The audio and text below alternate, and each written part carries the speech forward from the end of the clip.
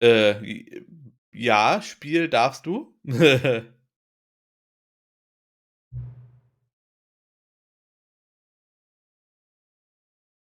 Okay. Okay. Ich habe mich eben schon gewundert, warum ich schon wieder die Uhrzeit einstellen musste.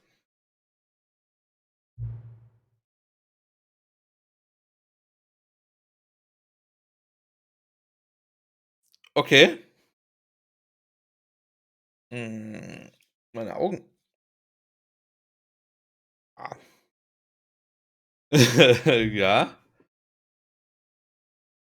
d Dankeschön. So weiß ich, dass dir diese Erfahrung wichtig ist und du bist aufmerksam. Ja, okay. Ich kann gar nicht wissen, ob, die von dir, ureingest okay. Pass auf, ich habe einen Vorschlag für dich. Da du so kooperativ warst, kannst du bei deinem nächsten Spielstart, wenn du diesen Bildschirm siehst, einfach deine Lieblingszeit einstellen. Habt ihr 'ne Lieblingszeit? Mach nur, nimm einfach die Uhrzeit, die du willst, selbst wenn's nicht die richtige ist. Du hast es dir verdient. Die Mittagszeit ist schön.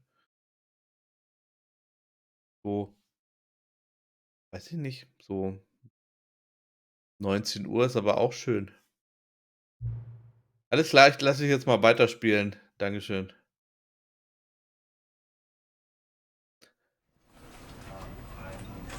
Das Spiel wird,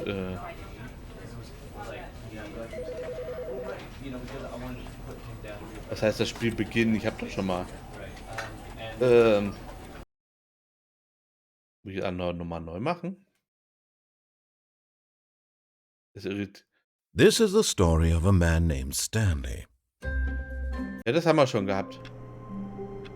Ähm, Errungenschaft freigestaltet geschaltet. Willkommen zurück. Ja, spiele das Spiel zweimal. Toll. 427 hat die All of Kleine his hier co-workers geschrieben. were gone. What could it mean? Stanley decided to go to the meeting room. Ja, Perhaps ja, he had ja, simply ja. missed a memo.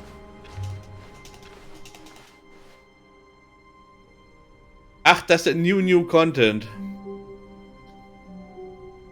Was macht das Spiel wohl, wenn du weiterhin die richtige Uhrzeit einstellst? Immer wenn ich das Spiel spiele, ist meine Oh, auch schön. New Content. Wenigstens ist das noch da und voll angeschlossen. Wir gehen mal rein. Vielleicht beim nächsten Mal noch mal 'ne Extrarunde da noch mal lang so da.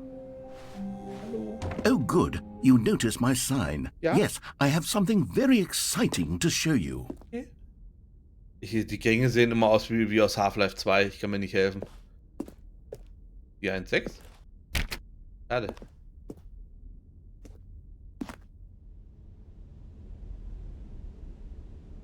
Äh, das schon wieder. Okay.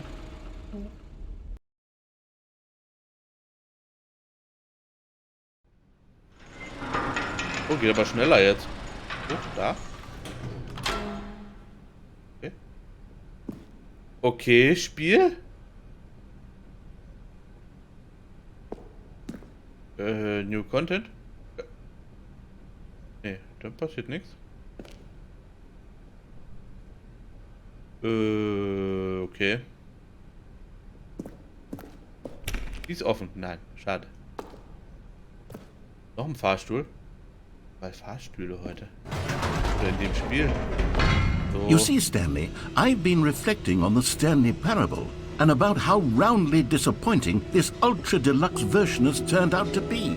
The original Stanley parable was a landmark, and any new content for it should live up to that legacy. So forget this ultra deluxe nonsense.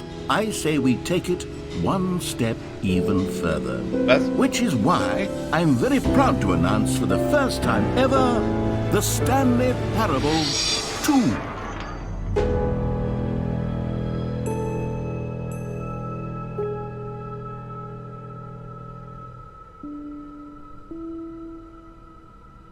Das Spiel schon wieder so laut. Warum ist das Spiel so laut?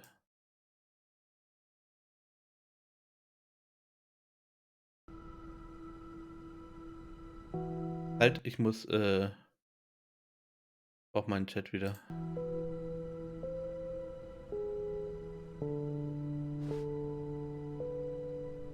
Yes, you see, isn't this far superior to a measly re-release with a few minor additions? Think of all the new territory we'll cover with a fully fledged sequel. An entirely new experience, built from the ground up. Why, there are so many possibilities. It could go in so many different directions. This is what fans have truly been asking for. Cool.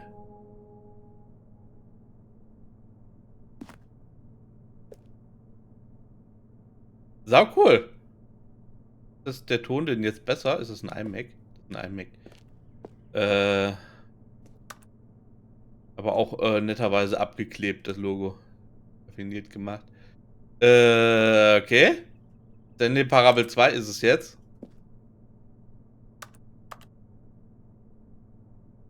Irgendwelche alten Telefone. Was denn? Okay. Druckeranleitung. Tatatata. Hm? Vögelchen? Hallo. Was denn? Newmark. Cool. Haben Sie sich mal was geleistet? Was? Ich möchte. Was ist denn der zweite Mac? Auf dem zweiten Mac. Ich kann das nicht sehen. Warum kann ich da nicht? Kann ich das? Ich kann ja nicht hüpfen. Kann ich hüpfen? Ich habe gerade eine Errungenschaft freigeschaltet, dass ich nicht hüpfen kann. Schön.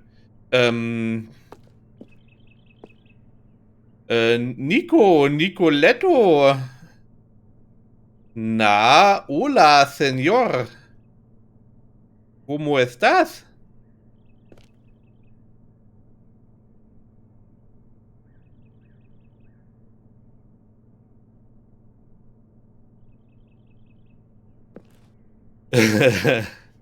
Doppelton ist gehört, man stellt, wenn ihr nicht gleichzeitig. Okay.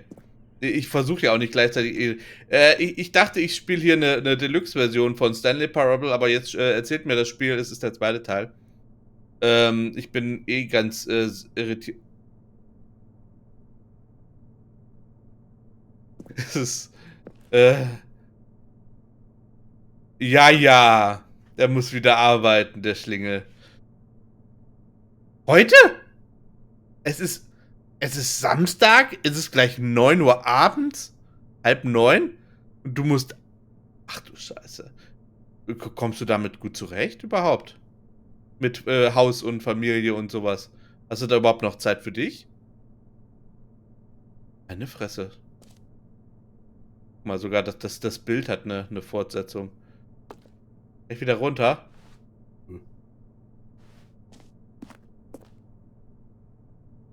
Scheiße.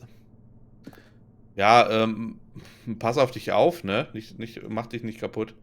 Time to wake up. Schön. Ja, arbeite dich nicht kaputt. Ja, da hat die Familie auch nichts davon. Pass auf dich auf, bitte, okay?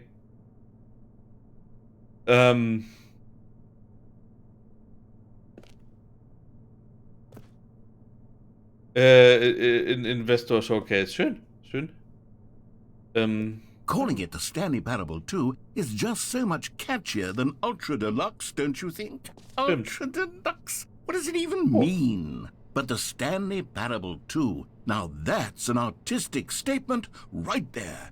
It's future-oriented. It screams progress and innovation and long-term franchising potential.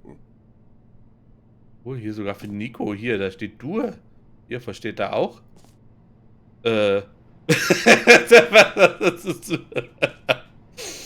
ist das denn? Ah, new and tasty.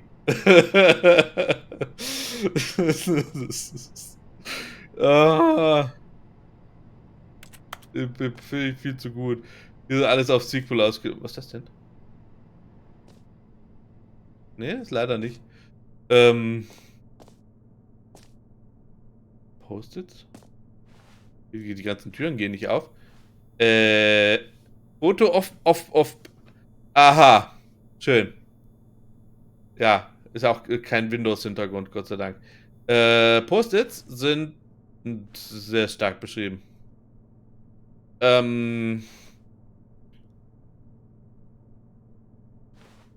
Gut, dass er so ja, ja, er hatte da Zeit zum Nachdenken. Definitiv und wir auch. Äh, okay. Das ist ja wirklich die ollen Windows-Hintergründe machen mich kaputt. Äh, guck mal, sogar der Teppich ist das der zweite Teil vom Teppich. Das sind ja alles so neue Büroräume oder sowas. Oh, der Teppich hat eine Fortsetzung gekriegt. Ja. Hallo. Was ist das denn? Just the two of us. We can make it if we try. Das ist, ich lach mich kaputt. Ähm. Hm? Oh, da kann ich nicht rein. Da ist ein schemenhafte Büroräume. New Mac. Time to ist auch die Pflanze. Ist das auch der zweite Teil von der Pflanze? Ich weiß es nicht. Äh.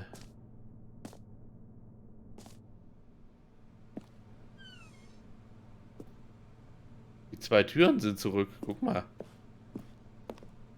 Schön. Oh, new content is out. New content part 2 is in.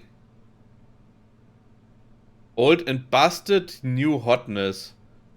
Okay. Boring sections of a chart. Cool red section. Ach du Scheiße. Geht das schon wieder los? Immer mit ihren Charts da. Meeting at 2 p. Ja, ich lasse mich kaputt. Da auch eine 2. Guck mal, Fanart. Schön. Ja, mehr Diagramme. So, mehr TPS, better TPS. Win-Win. Sequential Mindshare. 2. Guck mal, 2 ist größer als 1.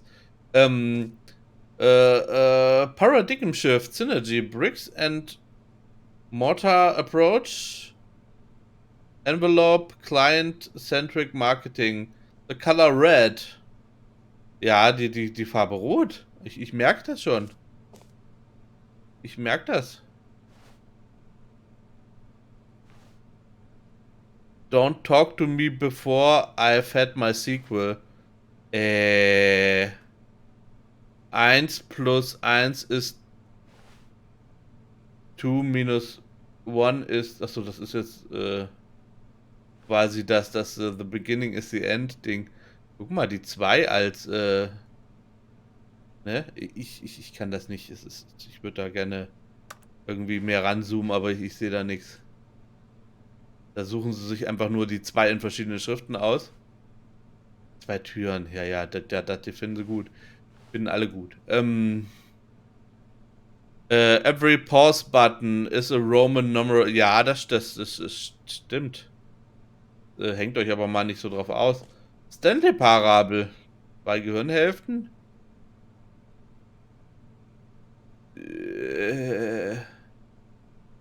Okay. You fängt auch schon so an. 2 Tassen. Hier sind auch alle 2 Tassen. Überall was mit der 2. New Mac. Was haben wir denn hier?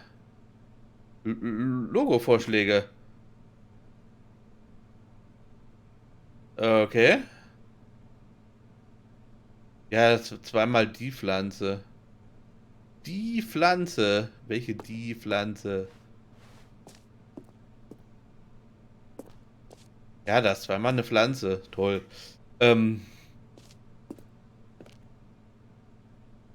Hier war alles gute Logos. Gefällt mir gut. Das hat was von Resident Evil hier, ne? Village. Fast schon. Ah, okay. Mm. Aha.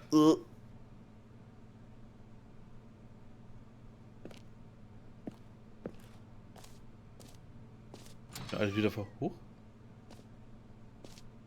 Den alten bin ich schon so genau gar nicht mehr in Erinnerung. Oh, guck mal hier mit Fragezeichen quasi.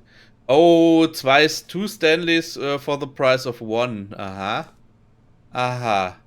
Hä? Now, to be clear, Oh, I haven't quite nailed down what exactly the Stanley Parable 2 is going to be, but ja. let's take a look at some of the features I've been developing for it.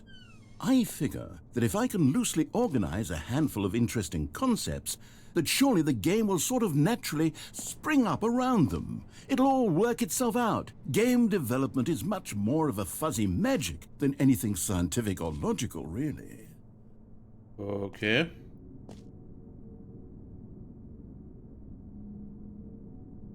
Weiß ich nicht. Scrum. Design Pitch, Break, Pitch Design. Design Pitch? Pitch Design. Design Pitch? Pitch Design. Number 2 Chat. Okay, zwei Augen, zwei Ohren, zwei Nasenlöcher, zwei Arme, zwei Beine. Wer hat den roten Marker geklaut? Ich. Das wie gut. Gefällt mir.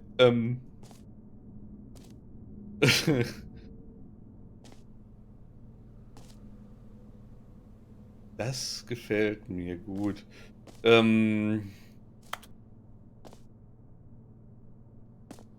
Sequels? Ah, gut.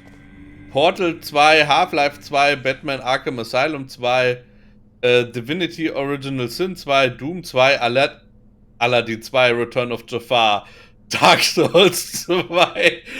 Was? Ist halt doch bescheuert. Vor allem Return of Jafar. 2. Stände was? The Stanley Parable 2 ist das Sequel to the Stanley. Was ist. Hi. Peace. Nein, 2. Das ist mit der 2 waren sie stolz und bis alles runter. Guck mal, ist das so halb. Denn. Vögelchen. Alles Vögelchen. Ja, alles Vögelchen. Ja, Fogi, ich hör doch schon wieder. So. This way to the show floor, okay. Hier geht's hier so durch. Kann ich nicht.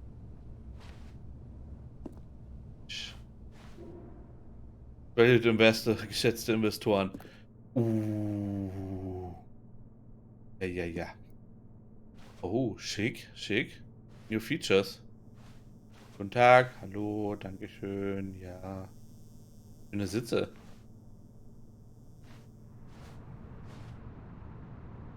Fahren wir damit noch? Die Knöpfe sind relativ... Ich darf da nichts essen. Was ist das denn? 1, traurig. Warum ist die eine Person traurig? Das verstehe ich nicht.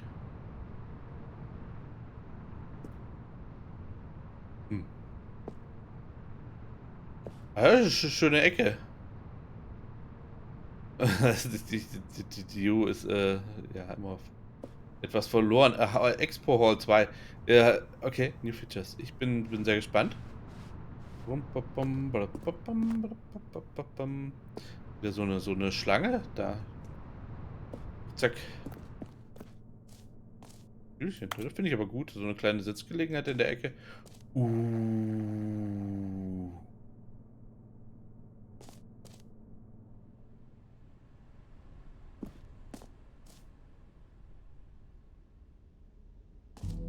Here we are. Go on, try out some of the new features.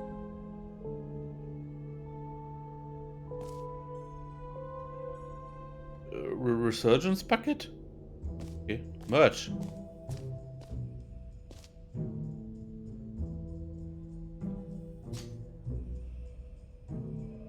Moment.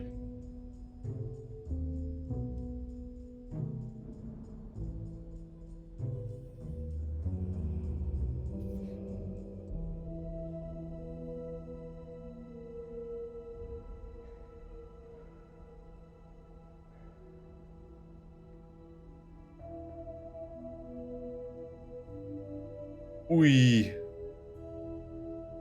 Mit dem QR-Code übrigens, der funktioniert. A sequel, huh? Watch our helpful and informative video to learn more about the Stanley Parable and what the journey. Ich guck gerade, ob's hier wirklich was. That's new. If you're more of a sequel sort of person, check out the Stanley Parable. Thanks for stopping by. Enjoy the rest of the exhibit. Hier gibt's ein Video, das kann ich aber jetzt gerade so nicht abspielen. Das müssen wir uns vielleicht nochmal anders angucken. Eieiei. I saw the new content. Find ich auch gut. This T-Shirt is the best new feature. Das sieht. Das ist sehr retro. Oh. Bürodekoration, The Stanley Parable Beruhigungseimer. Der Knopf, der den Namen des Spielers nennt, der das Spiel spielt. Ja, gerne doch.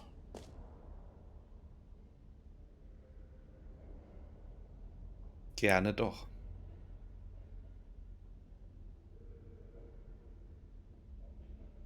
Wie schön. Das ist auch bescheuert. Gefällt mir aber gut. Der Knopf, ist das der Achterknopf vielleicht? Neu. Nee. Nee, es gibt einen neuen Knopf. Jetzt exclusive the button that says the name of the player that is playing the game. Okay. Oh.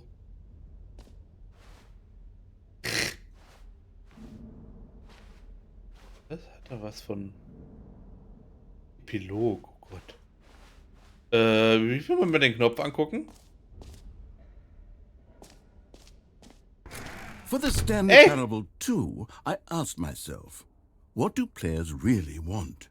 And of course, the first and most obvious answer is that they want to be individually recognized and validated as people.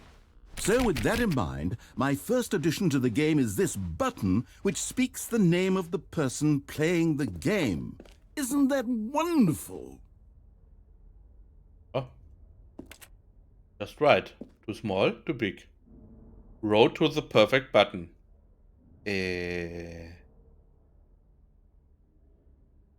That's yours. Okay.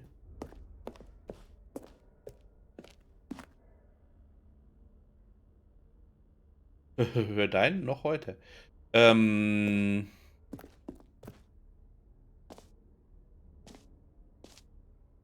Okay.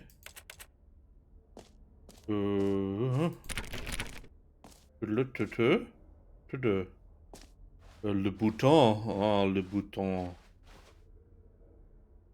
Es erinnert mich an den Vorspul-Button. Ich kriege hier gerade so ganz. Jim. Sorry, I should have clarified. Right now, the button only says the name Jim. But of course, in the final game, this button will say your name, whatever name that is. Here, let's have you roleplay as Jim to really simulate the full experience of this feature. Just play along. I promise you'll love it. Okay, here we go. Let's take a deep breath, clear your mind, forget whoever you are, and simply become a person named Jim. I want you to imagine yourself living as Jim, sleeping and waking as Jim, falling in love and being heartbroken as Jim, seizing all of the world's possibilities as Jim, and as Jim watching your dreams crumble into dust. Do you feel it deeply? Are you really, truly Jim right now? If so, then please step forward and press the button. Jim. Ah! Yes! You see? What a thrill! What a rush! That was you! The button described you. Do it again. Do it again. Jim. Ooh, it hits even harder the second time. If this were the only new feature in the Stanley Parable 2, it would still be worth the money. Let's take a break from the gym button. I'm too emotionally drained from all of this personal validation. Whoa there, cowboy. Sometimes a person can be too much, Jim. I'm putting the gym button away. Otherwise, soon you'll start to lose all sense of who you actually are. Jim.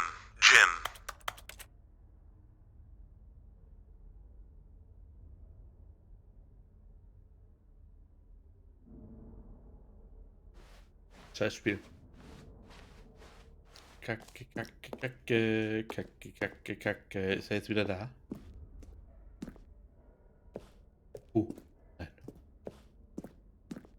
Nein. Der Gym-Knopf. Der Gym-Knopf!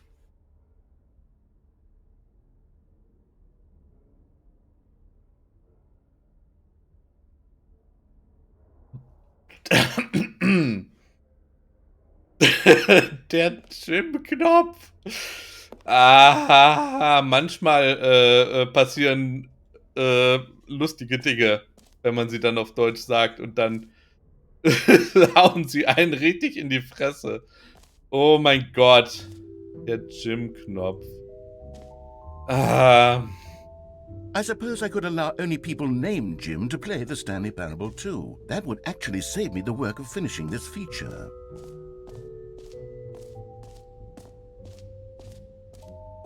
Vor allem, ich hab's echt einfach gemerkt, wenn ich es ausgesprochen habe erst. Was denn da noch? Sprungkreis. Ach, da unendlich. Was? New features, new content, new ideas? Consistent quality with just the right amount of.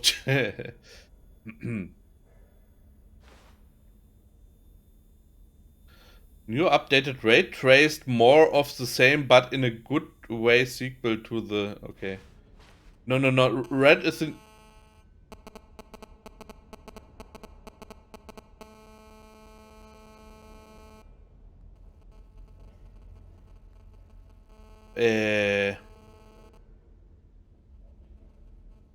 Hört ihr das auch?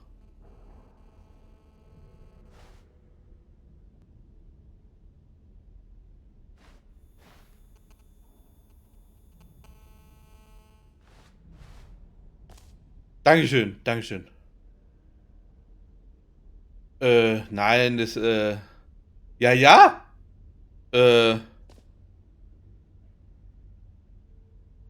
Nein, ist kein Fehler aufgetreten, keine Angst. Das ist, klappt alles. Bei mir im Chat steht alles richtig. Hat mich gerade sehr irritiert. Wo wollten. Mit dem Knopf waren wir gerade. Wo wollten wir denn hin? Ich wollte zum Bucket. Ich wollte zum Bucket. Ihr guckt.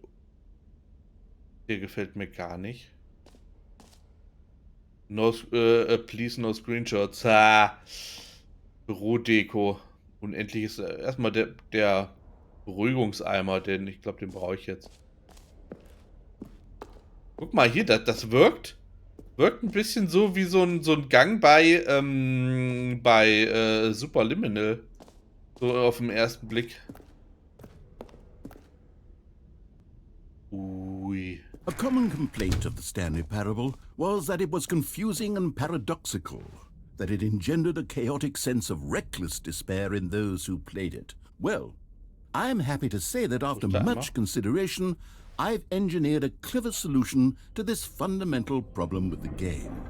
It's the Stanley Parable Reassurance Bucket. You see, Stanley, anytime you're holding the bucket, a sense of calm and ease will fill your mind and your heart. It's true. As long as you hold on to the bucket, the many disorienting contradictions of the Stanley Parable will feel perfectly normal and perhaps even comforting. You may even come to long for the gentle embrace of jarring cognitive dissonance while the bucket is in your arms. And to be honest, it's a much more convenient solution for me than actually redesigning the game to be less uncomfortable. Can you imagine what a pain in the ass that would be? Yes, the bucket is the perfect solution. Ja, reinbrechen oder was? Give it a try.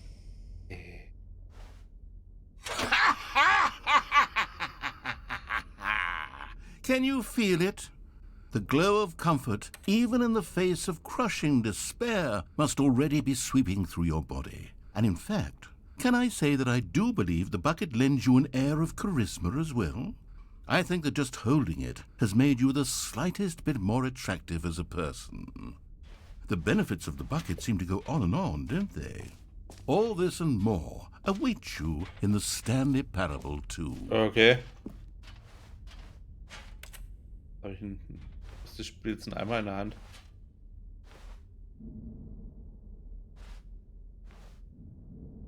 Okay.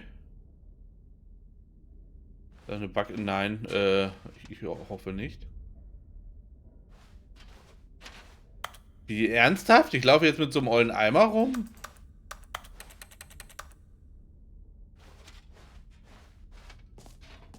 Mal auch schick gemacht hier, ne? Wenn ich hier durch den Dings gucke, sehe ich direkt die 2.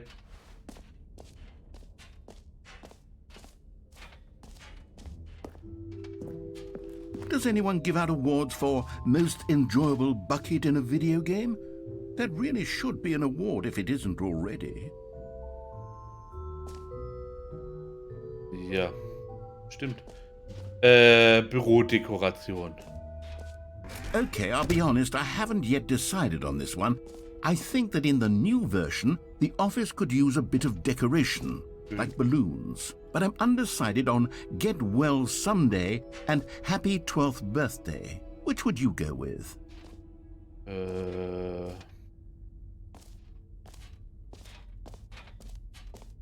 Da? Hoch?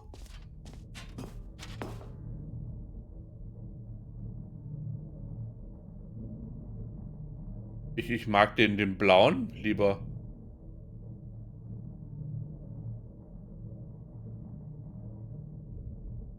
Ich mag.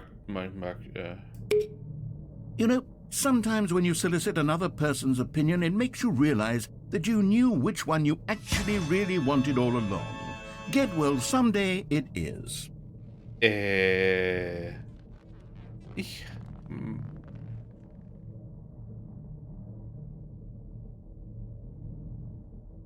Jetzt haben wir die hässlichen überall. Da hängt noch einer fest.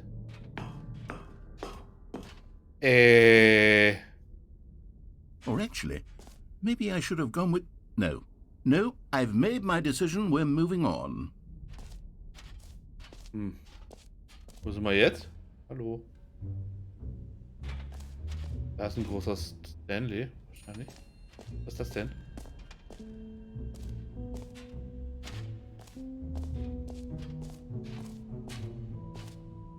Ich traue mich hier gar nicht irgendwo lang zu gehen.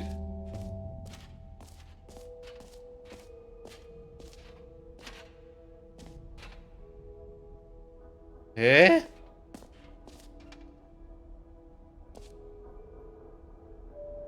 Oh, Dieb können wir... Da ein neues Achievement. Was?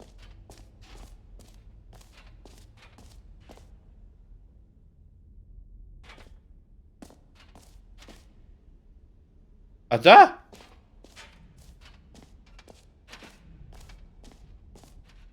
Cool.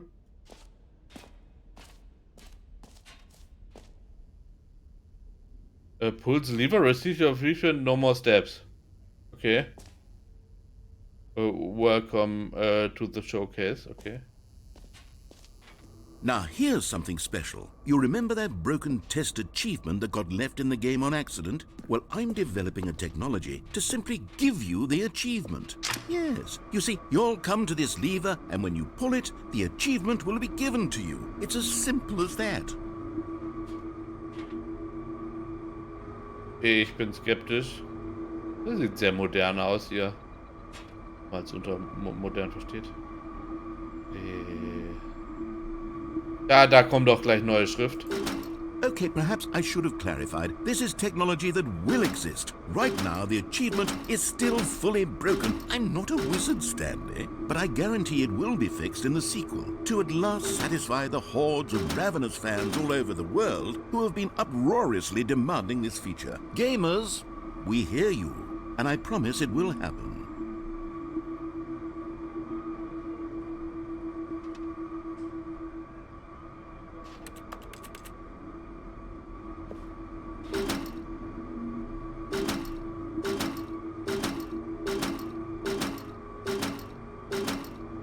muss das sicher nur etwas, muss ich erstmal etwas lockern, bestimmt.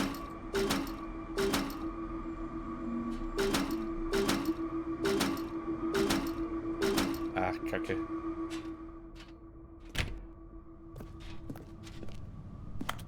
Nur auch so bekannt vor die Ecke hier. War die nicht auch so ähnlich im... Naja. Schade. Schade, schade, Schokolade. What else? What other exhibits haven't we seen yet? Der Springkreis. In den springenden Punkt. Den haben wir schon ausprobiert letztes You Mal. know what? Let's bring the jump circle back for Stanley Parable 2 as well. It's a... Oh, wait. You already spent all your jumps the first time we saw the jump circle. Oh well. I suppose it can just be a nice decorative piece then.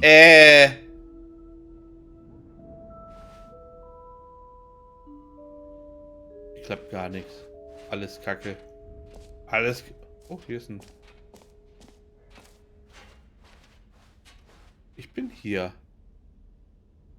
Hä? Jump Circle, this map. Pre-Achievement, ja.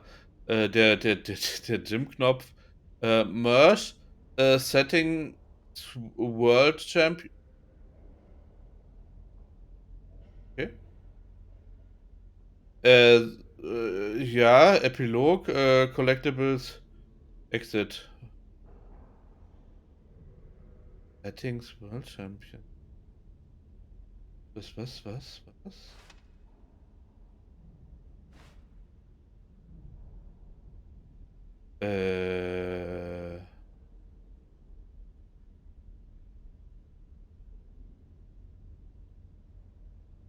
Okay. Ja, Infinite Hall. Ich würde gerne mal die Settings World Champion ich habe keine Orientierung. Die 5 ist this map. Okay.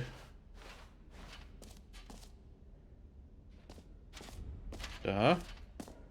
Beim Merchandise-Laden ist Z und da gegenüber ist irgendwie diese Settings. Da. Oder Settings. Das ist Settings, das ist Settings. Hier war, ja. Naja.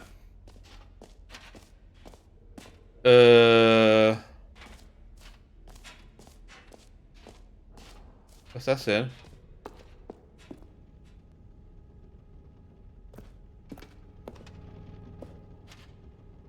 Collect them all. Hallo. Ah, collectibles. Now it's a real video game. In the Stanley Parable 2, you'll run around gathering up these miniature Stanley figurines. And what's truly innovative is that there will be no reward for collecting all of them. I don't want to stifle the intrinsic joy of watching a number go up. You simply collect all of them, and then you move the hell on with your unremarkable life. What?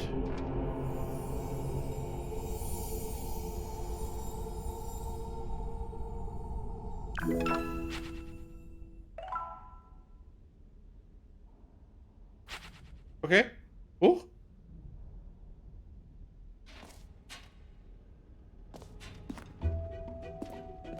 God, it really is the worst when you collect everything in a video game and then they give you a big fancy reward for it. Absolutely tragic. Loch. Wir gehen zum Loch. Wir gehen zum Loch hin.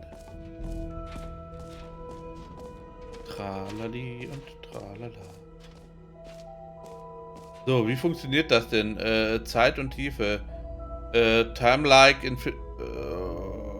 okay.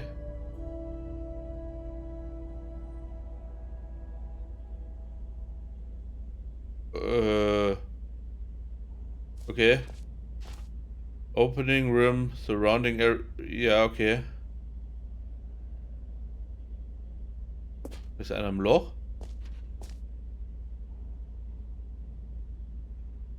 So.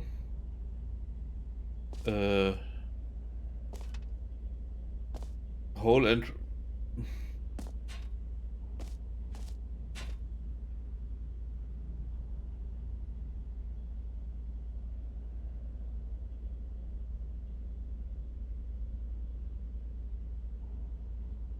Okay.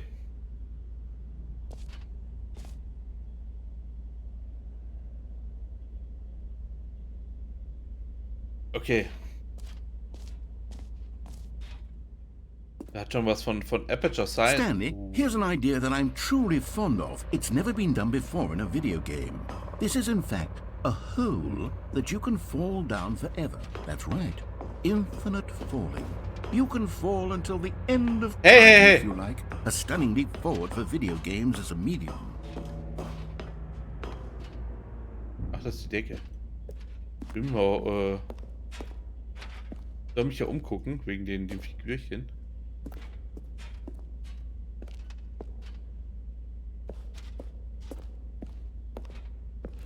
Darunter? Schade.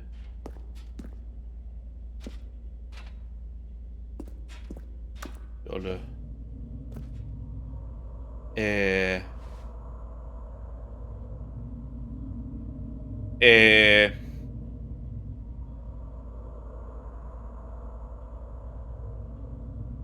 Geronimo?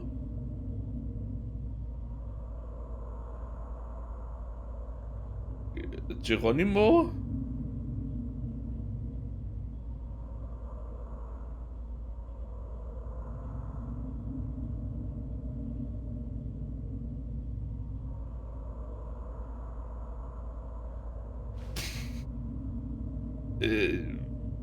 Ich weiß nicht.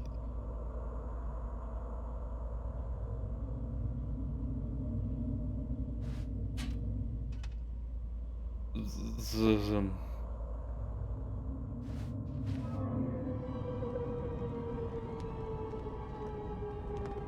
You see, isn't it wonderful? One of my more ingenious concoctions, if I do say so. Now then, since you've gotten to see the infinite hole, you can press the teleport button to pop back up to the top, and we can continue onward.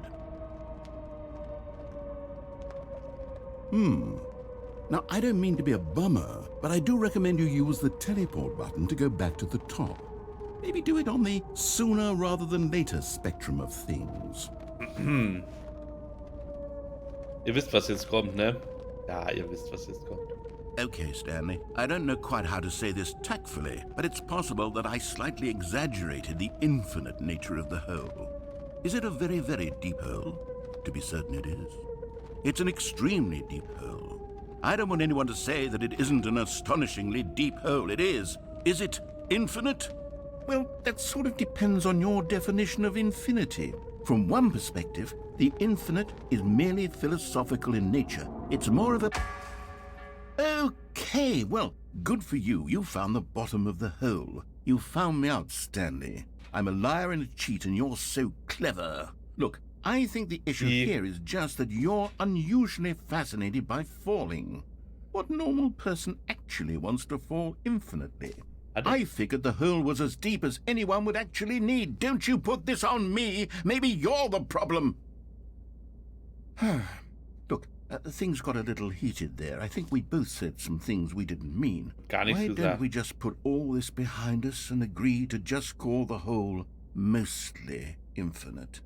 If that works for you, then go ahead and press the teleport button to warp up to the top of the hole and we can move on. I'll just be up here when you're ready.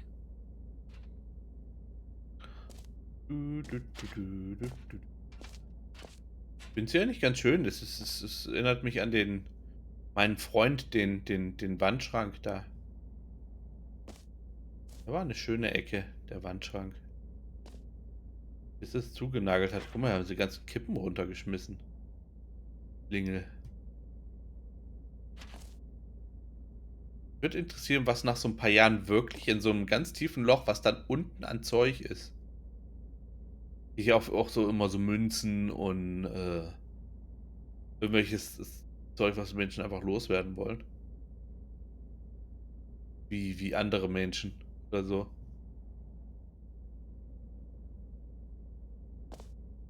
Hä? Hui.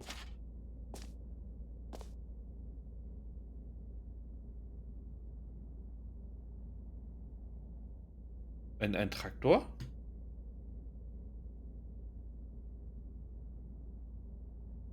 Der blöde Eimer, den würde ich gerne hier unten lassen, ja. Das stimmt.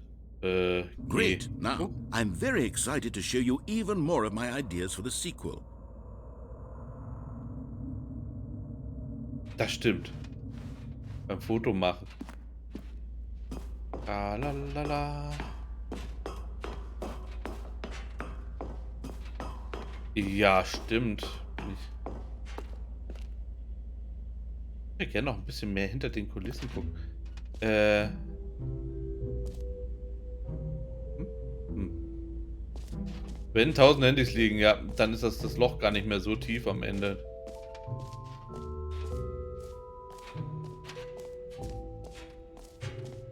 Hatte ich nicht eben...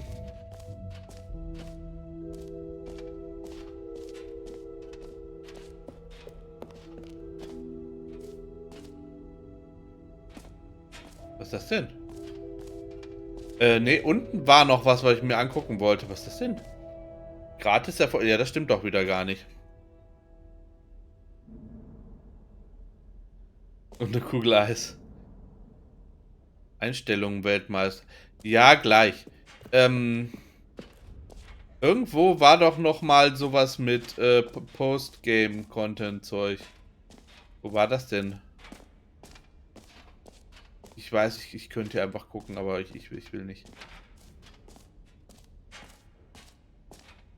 Was man halt so alles verlieren kann. Ja, da. Epilog. An epilogue would be fun, wouldn't it, Stanley? Yes, yes, it would go at the end of the, well, we'll figure that out later. Okay.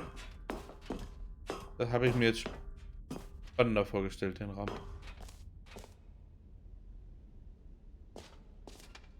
Das habe ich mir jetzt spannender vorgestellt. Wir gehen Einstellungen Weltmeister. Da gehen wir jetzt hin. Tralali. Tralala.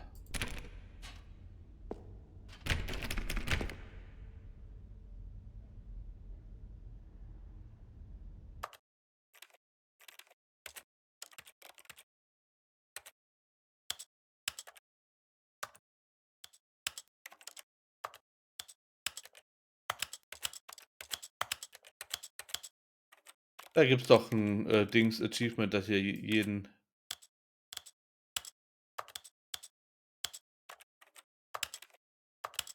jedes Ding einmal angepackt habt hier.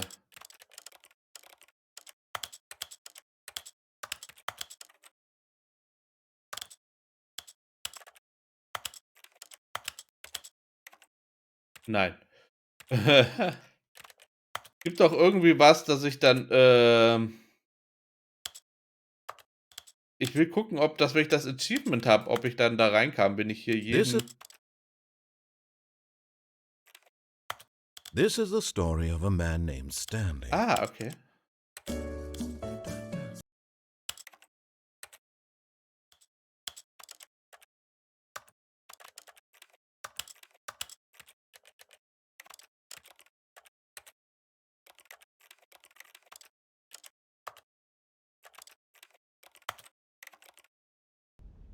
Hm.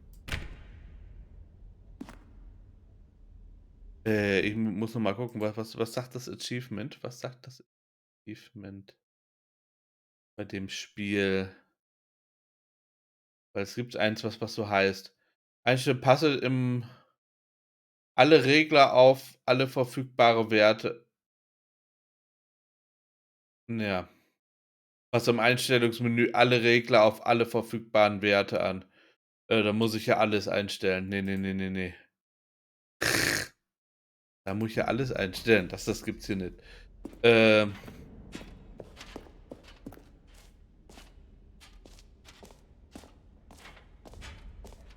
Alle verfügbaren Werte.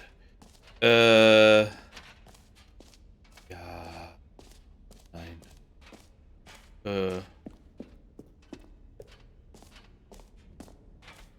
Haben alles gesehen eigentlich, ne? Hier, Püppchen gibt's hier nirgendwo übrigens. Habe ich nicht gesehen.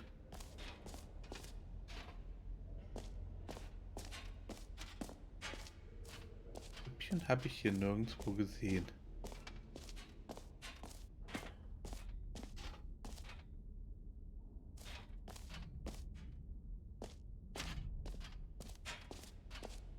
Wo geht's denn hier zum Ausgang?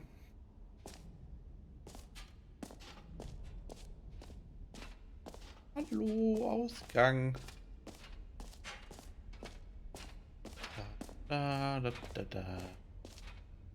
So. Ist hier noch was? Ausgang. Ausgang. Haben wir alles geguckt?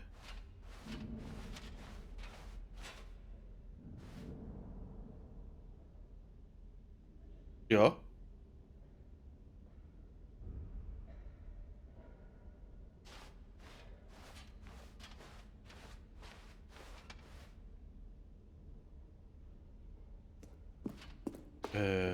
Okay.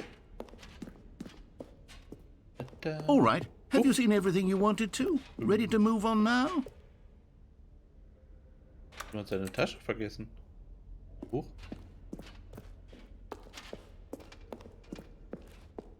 Das sieht ja schick aus.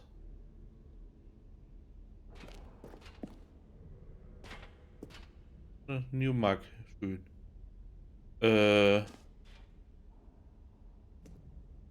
Da oben ist noch... Oh. Hallo? So, Stanley, what do you think?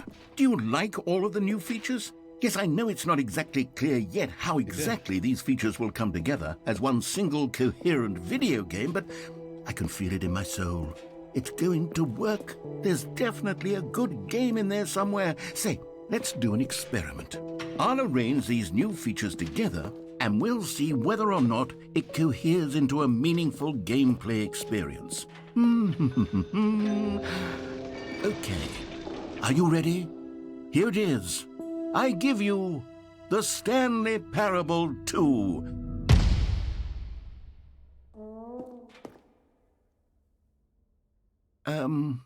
Well, I mean, there's potential here, right? It's sort of... Okay, never mind. Hold on, let me do a different arrangement. Okay, yes, this is much better. I feel good about this. Here we go. Version 2. Who am I kidding, Stanley? This isn't a coherent video game at all. It's a lot of gags. And I do very much enjoy creating gags, but they don't add up to anything. Was ist das? I wanted more than anything to create a sequel that would capture all the magic of the first game. I wanted fans to love it. No matter how good these gags are, they won't stand on their own. They would need the structure and the gameplay of the original. Wait, maybe that's it. I can take the original Stanley Parable and simply, well, insert a few of my new features into it. Tastefully, of course. Dann haben wir doch with wieder respect, die Ultra with Deluxe. care for the vision and integrity of the original game. Would it possibly work? I suppose it could. But it would need a really, really tremendous title screen. A title screen that says with bold and uncompromising conviction, "This is the Stanley Parable 2." Let me see if I can whip something up.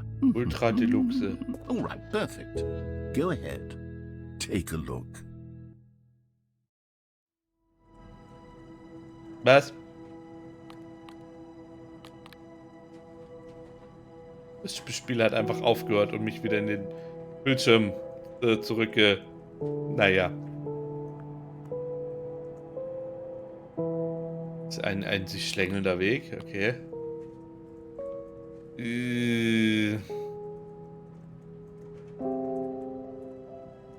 Ja, jetzt heißt es Part 2.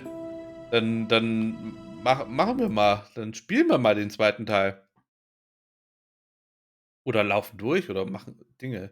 This is the story of a man named Stanley. Stanley worked for a company in a big building where he was employee number 427. Employee number 427's job was simple. He sat at his desk in room 427 and he pushed buttons on a keyboard. Orders came to him through a monitor on his desk, telling him what buttons to push, how long to push them, and in what order. This is what employee 427 did every day of every month of every year. And although others might have considered it soul-rending, Stanley relished every moment that the orders came in, as though he had been made exactly for this job. Stanley was happy. Den Job hätte ich auch gerne. And then one day, something very peculiar happened. Something that would forever change Stanley. Something he would never quite forget. He had been at his desk for nearly an hour when he realized that not one single order had arrived on the monitor for him to follow. No one had showed up to give him instructions, call a meeting, Die Ballons. or even say hi. Never in all his years at the company had this happened, this complete isolation. Something was very clearly wrong. Shocked, frozen solid, Stanley found himself unable to move for the longest time. But as he came to his wits and regained his senses, he got up from his desk and stepped out of his office.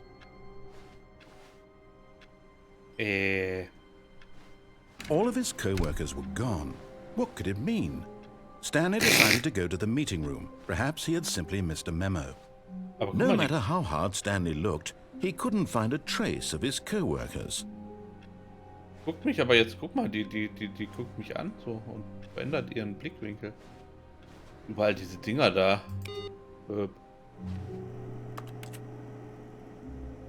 Ich hab mal das andere genommen.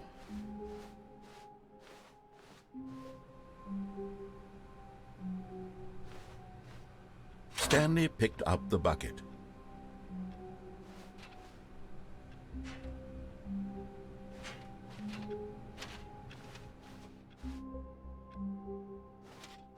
Huch!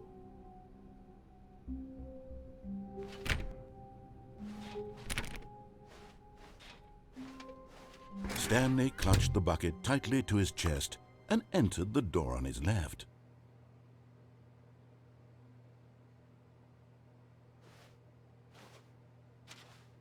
Wir gehen da lang. This was not the correct way to the meeting room, but Stanley had felt the bucket calling to him, telling him that the employee lounge was simply the place to be. Okay. Ein anderer Raum. Hier B9.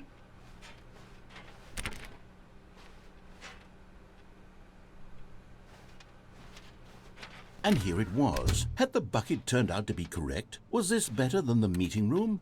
Yes, Stanley thought to himself. Yes, perhaps it truly was. How insightful the bucket turned out to be. Mit dem Eimer, ne? No, never mind. The bucket was wrong. Stanley took the door on his left to go back to the meeting room.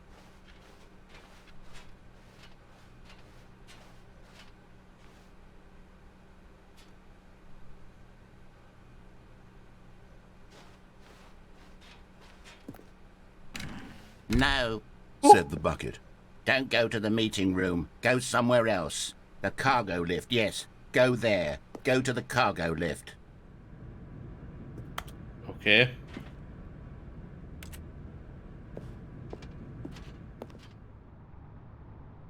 Die haben ja sehr viel Spaß an dem Eimer, ne? Blöp. Die haben sehr viel Spaß mit dem Eimer.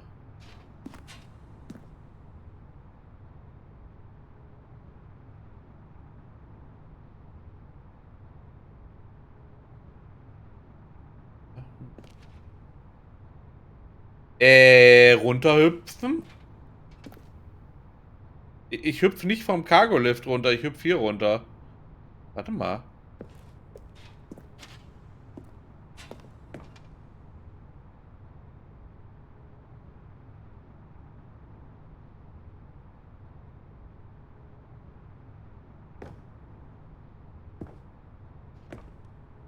Da haben wir es gefunden.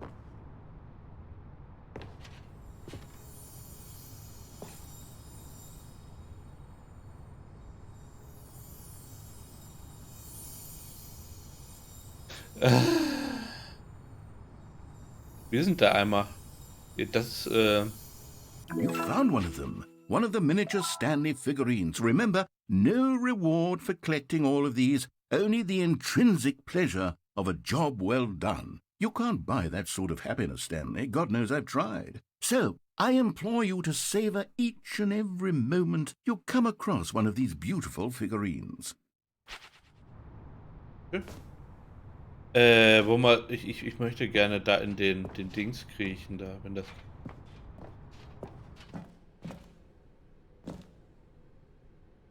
Ah!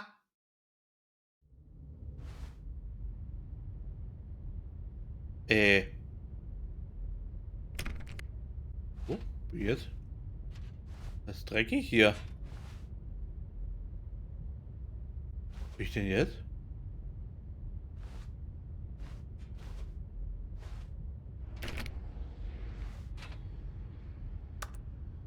Okay. Nu?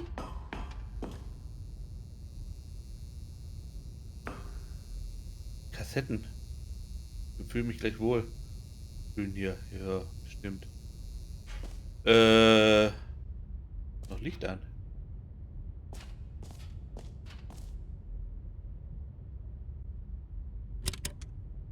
Hoch.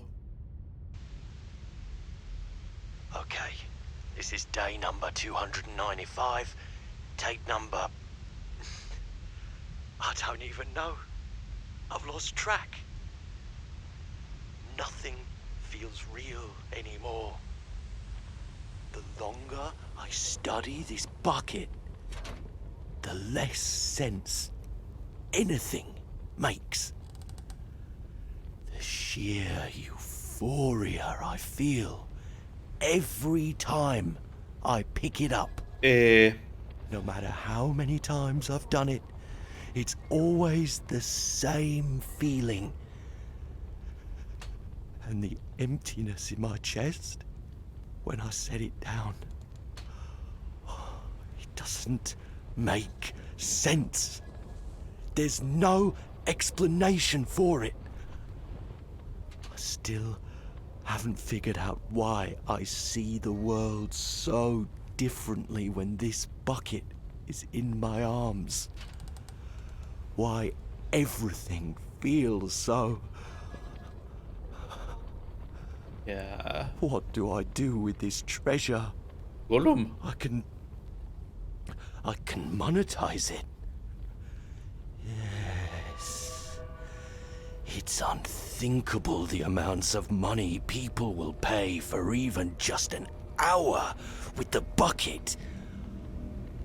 This is my golden ticket.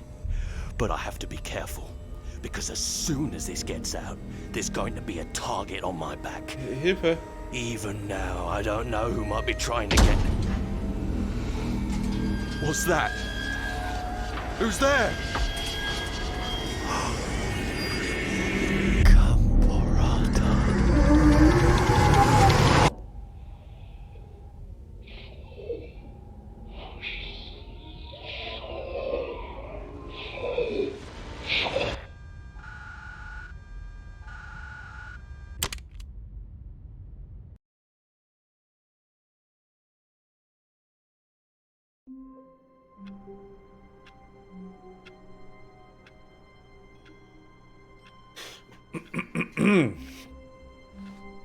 Ich weiß nicht, ob ich All den... of his co-workers were gone.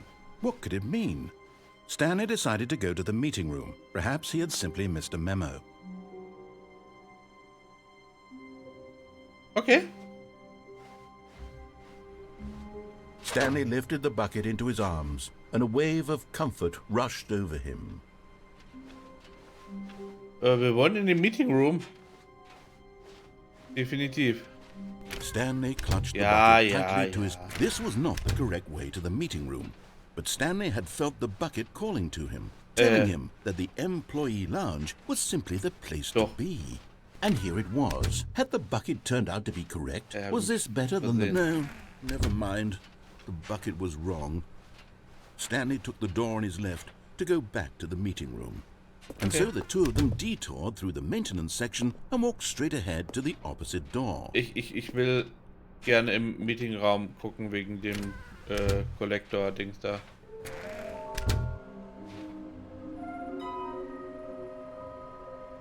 Nein!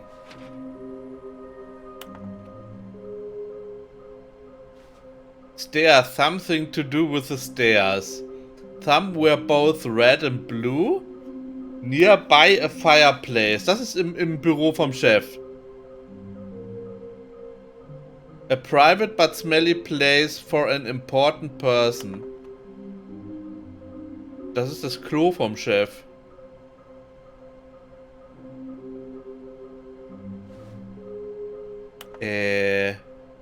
Guck mal hier, der. Lol, looks like 427. Achso. Collect them all. There will be a reward for finding them all. Lies. Stop kidding yourself. Okay. Warte mal, da ist auch wieder. Small floating objects have appeared in the office. We are. Okay.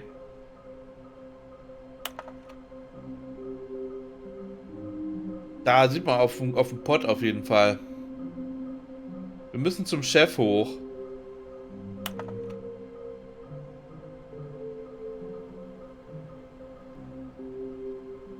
Red Room? Irgendwo, wo so rotes Licht ist, auf jeden Fall viel Glück. Okay. Weiter. Bottom Text. Schön.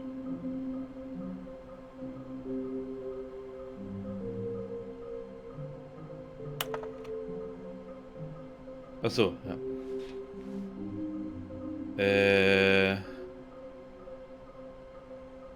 Maybe we are the... Ja, die sind ja Stanley-Figuren. Please do not leave the office before reporting back any new findings. Okay. To whom it may concern, I managed to pick up sounds unusual to our regular office ambience or local audio sources using an array of cardioid microphones, also known as directional mic, a microphone which picks up sound from a particular area. Analysis of the recording allowed me to triangulate the source of the strange noise that shows that all likelihood it's coming from a dark area behind a very warm place. It also picked up that looks to be reverberance from a porcelain surface. Anyone have ideas? Wouldn't you like to know? Okay. Wir müssen zum Chef. Irgendwo beim Chef ist es bestimmt was. Ach du Scheiße. Weird spinning figures. Why floating? How many are there? Can we sell them? Trust the completionist instinct. Okay, why wouldn't they just tell us something will happen? This in strangulation, this room. Okay.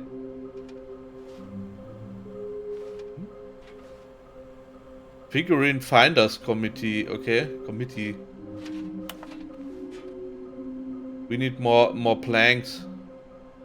Ach, das ist da. Den haben wir ja gefunden. Warehouse access plan. Procedure I plan to allow to use access. Construct bridge. Ja, das haben wir ja. Das haben wir.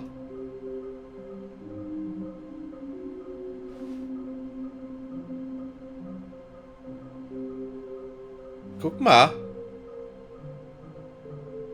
Da und dann da. Hier, da. Okay. Das ist das Büro vom Chef da oben. Das ist das Klo. Da sind Treppen. Und den Hammer. Gehen wir mal zum Chef hoch. Muss ja doch noch mal reingucken Oh, hier. Stanley, can you feel it? Was The denn? broom closet. It wants the bucket. You can feel that, can't you? The aura of jealousy? It's as clear as day. This broom closet believes it deserves the bucket. I can really feel it now. It's a bucket. It belongs in a broom closet. That's what the broom closet is trying to say here. It's supposed to go with the other cleaning supplies. Good for you, Stanley. Don't give in. Don't hand over the bucket. I know how hard it must be, given the pressure that the broom closet is putting on your shoulders right now, but you have to be strong. This is your bucket. This is your companion and lifelong friend. You can't hand it over. Oh, no. We're getting into name-calling now, it seems. Is this how low the broom closet has sunk, that it has to resort to this stream of petty insults simply in order to get you to hand over the bucket? Stanley, I never liked this broom closet for a variety of reasons. Even this is worse than I had imagined. And wait, now the broom closet has the gall to imply that you and the bucket are not truly deep and lasting friends? That your relationship is purely superficial and convenient? That your life is so banal and meaningless that you'd feel the same sort of kinship towards any inanimate object which happened to lay in your path in an even partially enticing manner? Well, I never. Go on, Stanley. Lay into it. Really tell the broom closet off for its demeaning comments. Expand on the wide variety of experiences you and the bucket have shared together. Go through each of them point by point. Share your journal entries detailing the rich emotional landscape of your feelings for the bucket as they have changed and evolved over the years. Let him have it.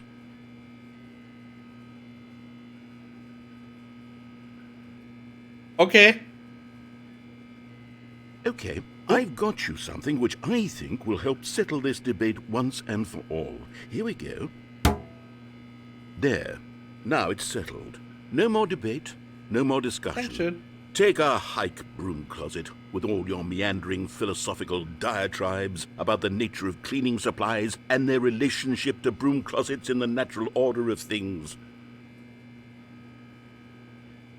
Da haben sie sich echt was einfallen lassen an Dialogen, meine Güte. All right, I've got a second sticker back here, and I'm going to slap it on as well because I think it's appropriate. You see? I feel that it works because the sticker is also a bucket. That way, if you're ever unsure whether the thing you're holding is a bucket or not, you can look down at this sticker and say to yourself, ah, it's a bucket. Ernsthaft? There really is a wide variety of applications for this sticker. Ernsthaft? Jetzt will ich nicht mehr hier raus, jetzt kommt sicher noch was drauf. You know what? I could take the name-calling and the dismissal of your kinship with the bucket, but now the broom closet is just giving us the silent treatment. And to be honest, I'm sick of the pettiness on display. You can stay here all you like, but I've had it with this impetulant room of cleaning supplies. Easily the most childish such room I've ever been in. I'll see you outside, and we can get on with the story about you and your bucket. Das ist auch ein sehr beliebter Ort, die Besenkammer hier. Schön. Aber vielleicht haben wir jetzt ein bisschen Glück und es bleibt drauf.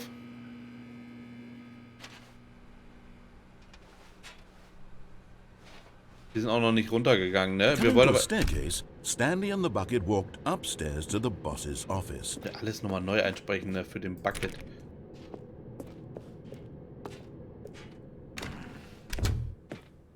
Auf den Pott.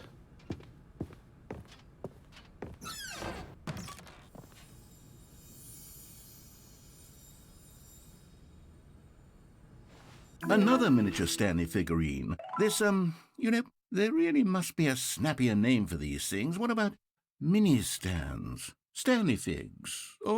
What about Stanlerines? Yes, I think I like that. Another Stanlerine under your belt. Extreme Bathroom. Jawohl, das will ich wirklich haben als Abo.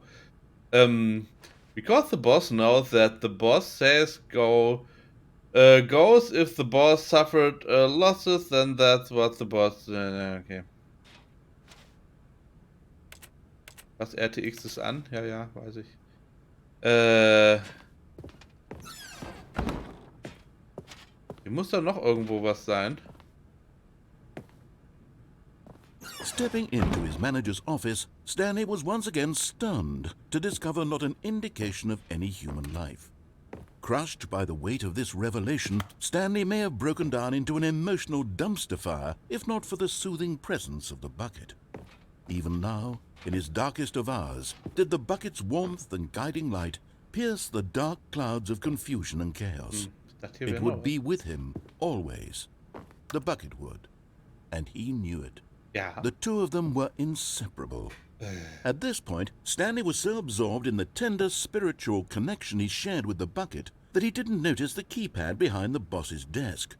Nor in his bliss of simply being near the bucket did he have any notion that the PIN number for the keypad was 2845. War hier nicht auch noch irgendwo was? Ich war der Meinung gewesen, das wäre ein Hint gewesen, dass hier auch noch was ist. Stanley just sat around twiddling his thumbs. Trying to input anything on the device was useless, since he could never possibly know that the combination was 2845.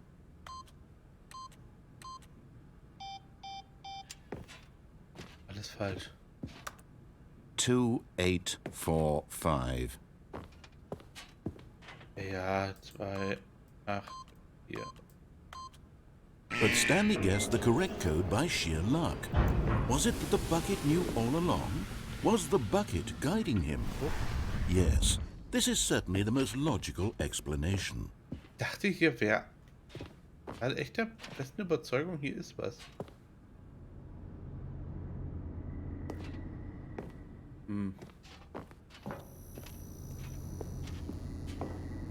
Schade, schade, Schokolade. Okay, I'm going back to the name of these little Stanley figurines, and now I'm torn between Stanlerines and Figlies. What do you think, Stanley? Figlies will What ich haben. name better encapsulates the intrinsic sense of happiness that you get from seeing a small number in the corner of your screen go up by 1? Let me sit on it. I'm sure it will come to me. Okay.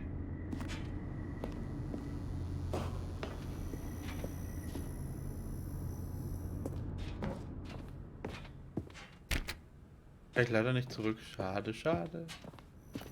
Schade, schade, schade, schade. Unser Lieblingsaufzug.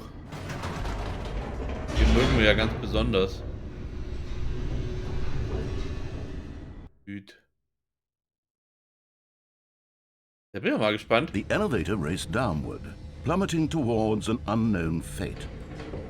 It would be all Stanley could do to keep himself together, if not for the bucket. Soothing him, comforting him, reassuring that in this darkest moment of uncertainty, he would be all right. The bucket is here for you, Stanley. Everything will be fine. Jude, ich verstehe nicht, was du sagst. Du willst den Bucket nicht mitnehmen. Ach, das ist ja lächerlich. Das ist ja lächerlich. Stanley and the bucket walked straight ahead through the large door that read, Mind Control Facility. Du meinst, hier in der Mind Facility wäre noch einer, vielleicht?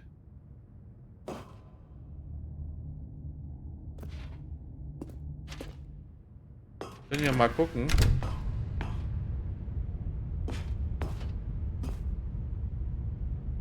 Jetzt nicht. Okay.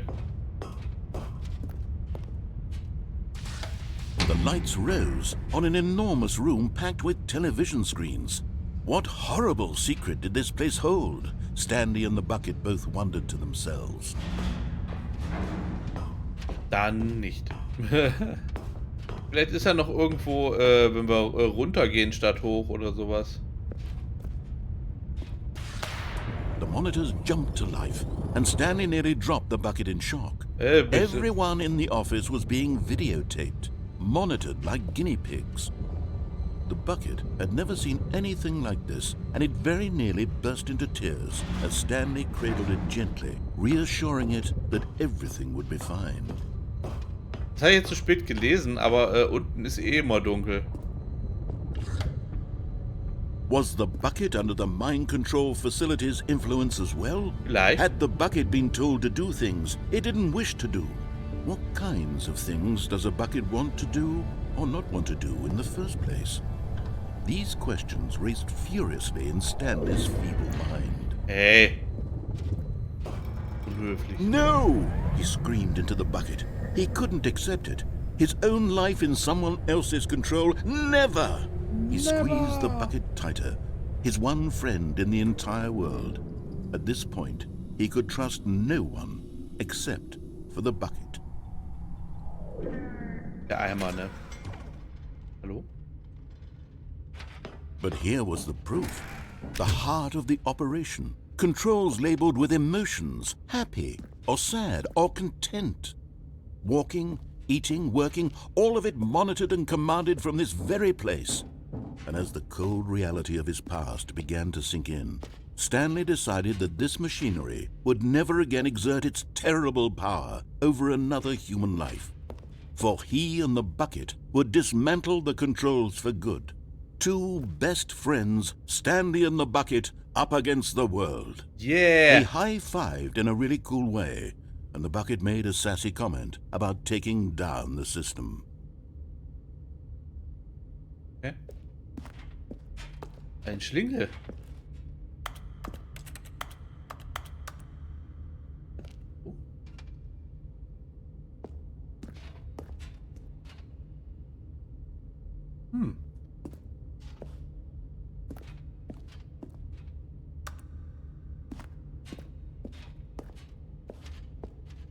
Das, ja. Das sagen könnte. Dreht sich da unten schön.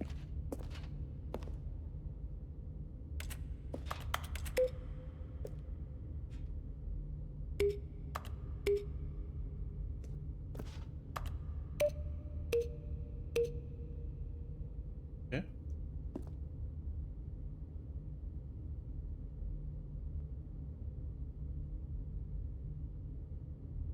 Nein. 5. 5? Ich dachte, wir wollten eine 8 haben.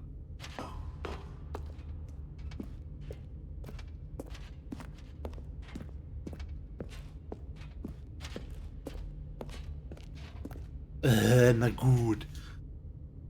Meine Güte. Anstrengende Leute hier mal.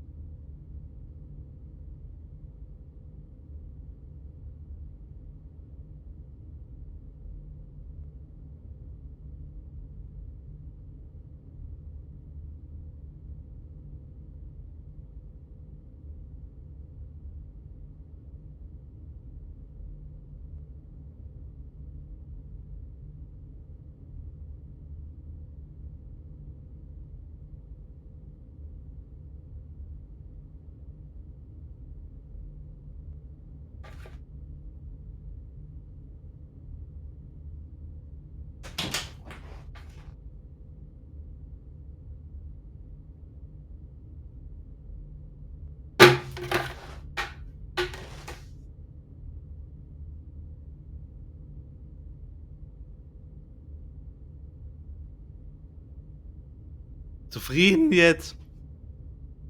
Kann ich weiterspielen? Ich spiele jetzt weiter.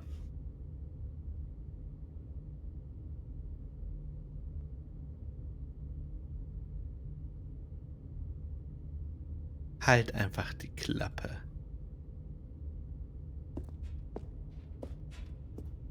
Wo war ich jetzt? Ich gehe jetzt ein paar Mal im Kreis.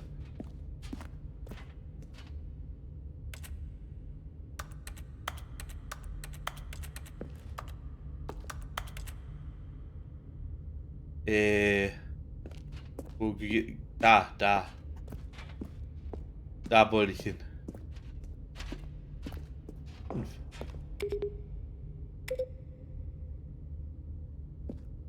5. Die ist eine mittlere 5. Das muss reichen. Bitteschön.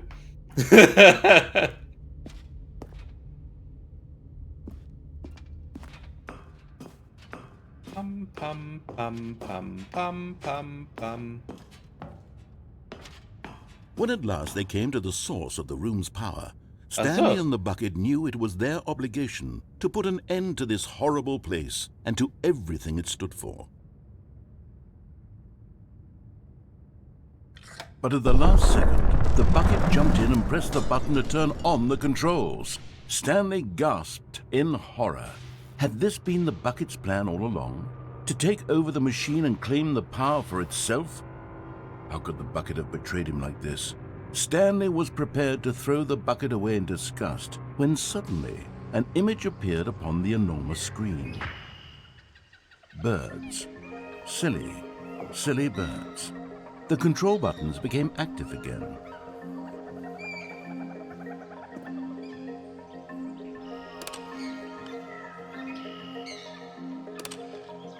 Stanley flipped through one video of silly birds after another, and then it dawned on him. This wasn't a mind control facility at all. Okay. It was a facility for monitoring and surveilling silly birds all over the world.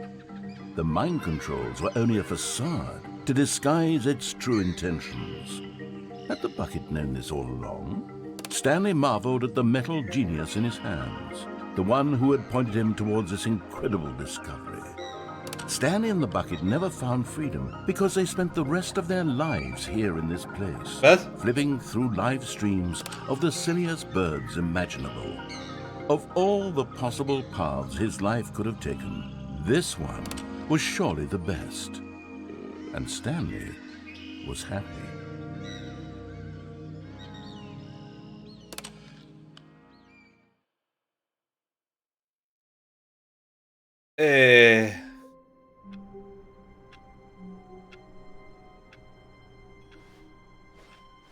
All of his co-workers were gone. What could it mean? Stanley decided to go to the meeting room. Perhaps he had simply missed a memo. Aber wir haben jetzt die Aufkleber.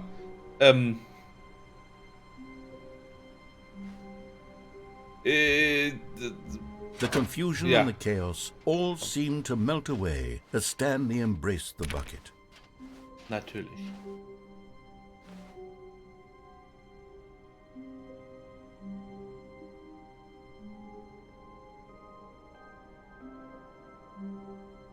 Ich lese den nicht vor. Den kann alle. Stanley clutched the bucket tightly to his chest and entered the door on his left. Ja, gerne. So. Können wir noch mal gucken. Stairs. Something to do with the stairs. Somewhere both red and blue.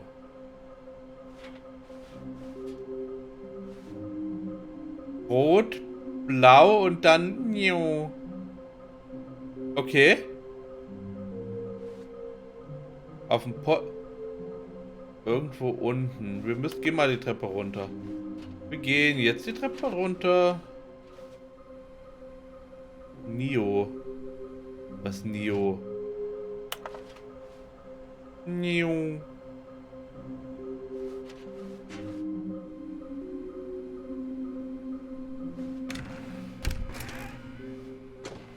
Stanley, we must move on from this broom closet, simply because I have no remaining stickers. If I did, you can guarantee we'd be in here for hours. But alas, no stickers. Ich will Aufkleber haben.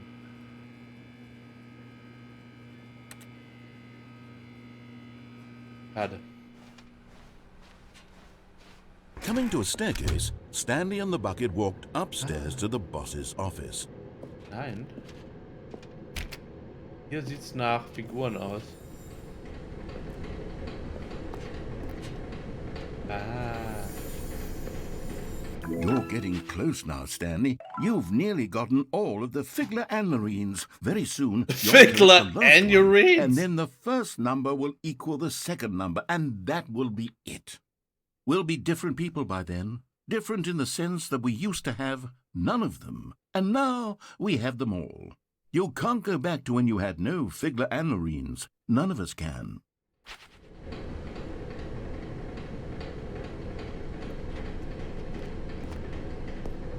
But Stanley just couldn't do it. He considered the possibility of facing his boss, admitting he had left his post during work hours. He might be fired for that. And in such a competitive economy, why had he taken that risk? All because he believed everyone had vanished? His boss would think he was crazy. And then something occurred to Stanley.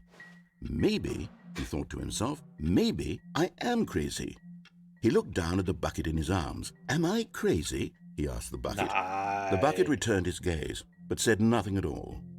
That's strange, Stanley thought. Usually the bucket is a source of guidance and wisdom for me in difficult times such as these. He held the bucket close, yet felt none of its familiar reassurance and comfort. And that's when Stanley realized, this isn't my bucket. It's just a normal, everyday bucket. Someone else's bucket, perhaps. How did I end up with someone else's bucket? This is all terribly wrong. Surely no good would come from this. Who knows what sorts of bizarre hallucinations Stanley might experience without the psychologically grounding presence of his bucket.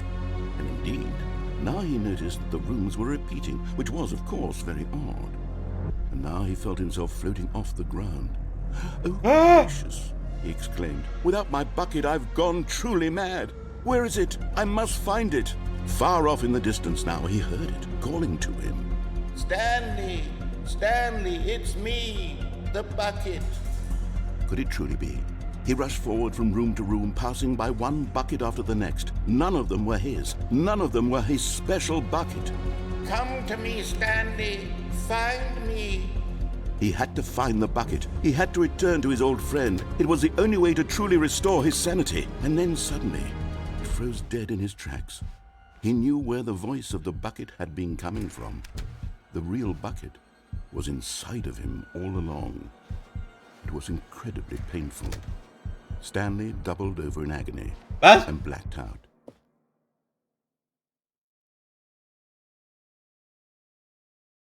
This is the story of a woman named Mariella. Was?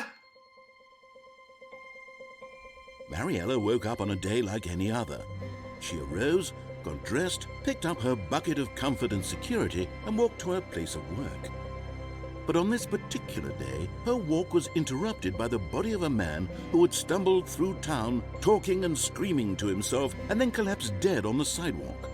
Right away, she knew what the problem was. This man had no bucket. Of course he'd gone mad, ranting and raving about a narrator describing all of his actions and how everything is predetermined and free will is an illusion and it's all just a video game. It could all have been prevented if only he'd taken his bucket with him. Perhaps he didn't even realize he'd forgotten his bucket at home in the first place. How cruel the world can be, Mariella thought, and she hugged her own bucket even tighter. But of course, she had no time for this. There were a myriad of confusing problems she would soon have to confront at work, for which her bucket would provide absolute guidance and total clarity on everything. Heck yes, she thought to herself, my life kicks ass. And she backflipped all the way to work.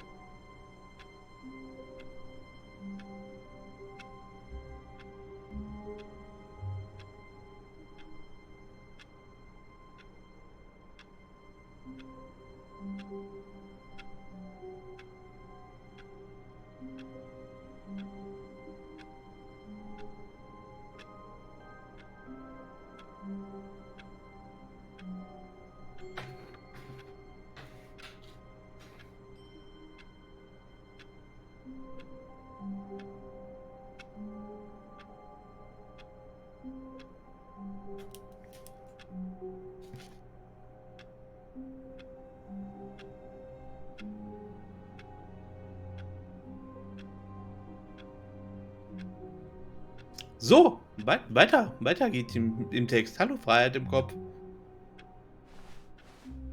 All of his co-workers were gone. What could it mean? Stanley decided to go to the meeting room. Perhaps he had simply missed a memo. So. Dann. Da ist er doch. Warmth spread through Stanley's arms. With the bucket in his arms again, he was home. Jetzt geht's mir auch wieder gut.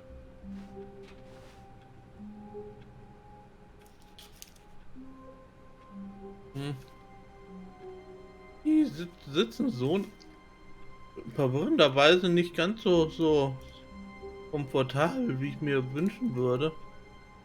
Naja, muss auch so gehen, glaube ich. Muss auch so gehen. Im Nicht-Spoiler-Lurk, okay? Mach mal. Seid es mal. Wo? Stanley clutched the bucket tightly to his chest and entered the door on his left. Wo sind wir lang? Rechts oder links? Links oder rechts? Rechts oder links?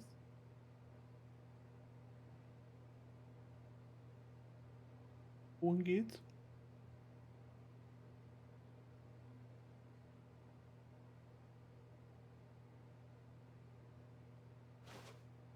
Wohin? Wo? Sicherheitseimer, oh Gott, oh Gott. Oh oh. Nein, ist kein Fehler aufgetreten, das stimmt nicht. Das wird mir hier schon richtig angezeigt. Rechts oder links, du Land? Ist es immer, wenn ich die Ju frage und sie antwortet nicht sofort, dann liegt es nicht am Delay, dann ist sie wieder. This was not the correct way to the meeting room, but Stanley had felt the bucket calling to him, telling him that the employee lounge was simply the place to be. And here it was. Had the bucket turned out to be correct? Was this better than the meeting room? Yes, Stanley thought to himself. Yes, perhaps it truly was. How insightful the bucket turned out to be. Das berühmte Schnakenbein von Gronk. Ju? No, never mind. The bucket was wrong. Stanley took the door on his left to go back to the meeting room.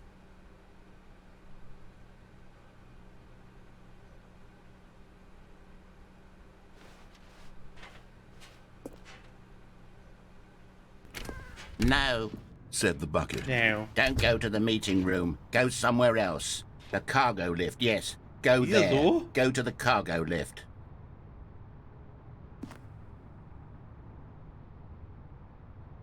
But Stanley feared that any path he walked might lead to the separation of himself and the bucket, his dearest friend. So he threw himself to his death, that they might die in one another's arms. How deeply touching.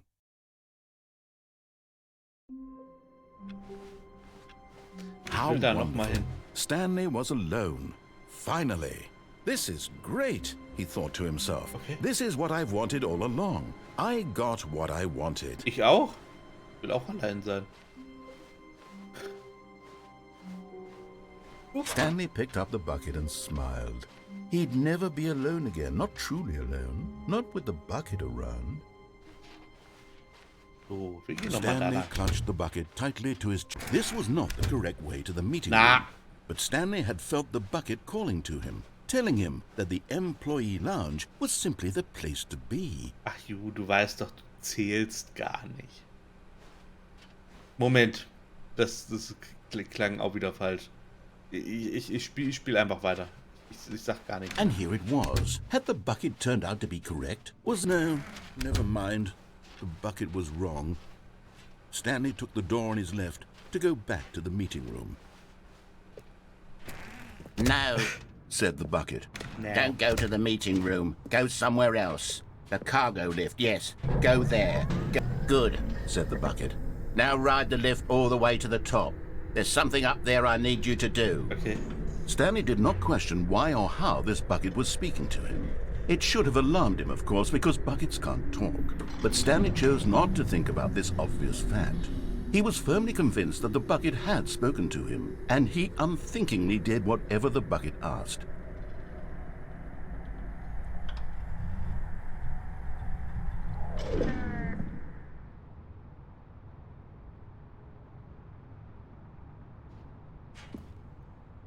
In here. Said the bucket. Go into this dark room over here. Stanley once again obeyed blindly.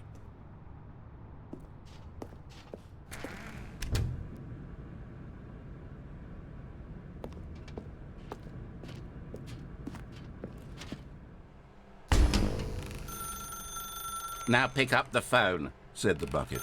pick up the phone, and it will take us back home, where we can go about life together.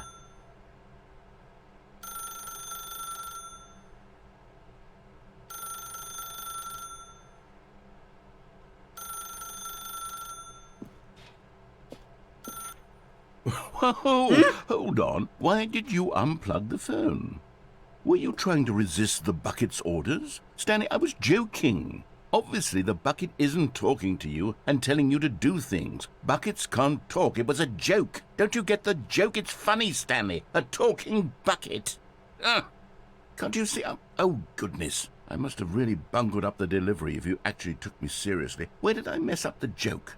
Should I have paused for longer or spoken quicker? Comedic timing is so difficult. I wish I were better at it. But there isn't exactly an instructional video on comedy that one can watch to fully... Oh, wait, yes, there is. It's sitting right here. Let's take a look. What is comedic timing? What is comedic timing? How does it work? How long should it last? How can it be used to effectively silence your political enemies? And more importantly, can it be taught in its entirety within 90 seconds? Thankfully, the answer to all of these questions is yes. Let's dive deeper. If you've ever told a joke or made someone laugh, in all likelihood, you did it while standing 50 to 80 centimeters from them in a room of no more than 76 degrees Fahrenheit, with one of your arms raised straight upward at a 15-degree angle from your body. These are the optimal conditions for good comedic timing. To begin the joke, start by stating and spelling your name. Next, provide a brief synopsis of the joke, including the specific times at which the recipient of the joke will laugh, and then spell out your name a second time. With these steps complete, it's time to begin the humor. Speak the entire joke in no more than 18 seconds and no less than 13 and a half, pausing only for bathroom breaks when necessary. When the joke has concluded, it is customary to inform your listener that the joke is over by declaring in your loudest possible voice, "I'm Dunny with the funny." Let's practice screaming, "I'm Dunny with the funny" now.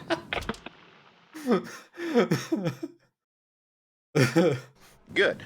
This saying is a perfect example of expectations management, which is the cornerstone of good comedy. Finally, it's time to hand out surveys.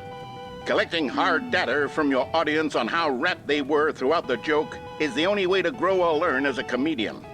An effective survey should be no less than 10 pages long and should include the same question reprinted several times, just to ensure the survey taker is actually paying attention and not simply filling in answers at random. And that's all there is. With these strategies at your disposal, you'll have audiences doubled over in laughter and even tripled over in laughter in no time at all. Just remember to let them stop laughing at some point, you gut-busting little scamp. After all, we're each of us needed on the front lines of the war to fight the 12-legged invader who threaten our very existence and to very likely die in a hailstorm of bullets and mandibles. All of us must be prepared to give our lives to this noble cause, just as our children must do after us, and their children after them. Godspeed, and may Earth reign supreme. Hey, goodness, this video is a little outdated, isn't it? Well, no matter. I think the fundamentals of proper comedic timing are still as relevant today as they were back then. So with that in mind, I believe the only way forward is for us to return to the two doors and walk through all of this again, so I can try telling my story with more appropriate comedic delivery. Come along, let's head back.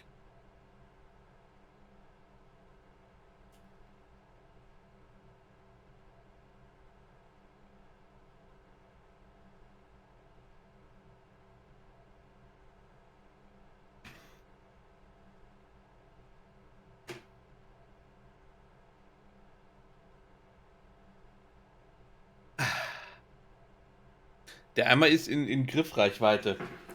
Keine Angst. Er hat seinen Ehrenplatz. So. Gehen wir mal weiter. Zurück. Ich kann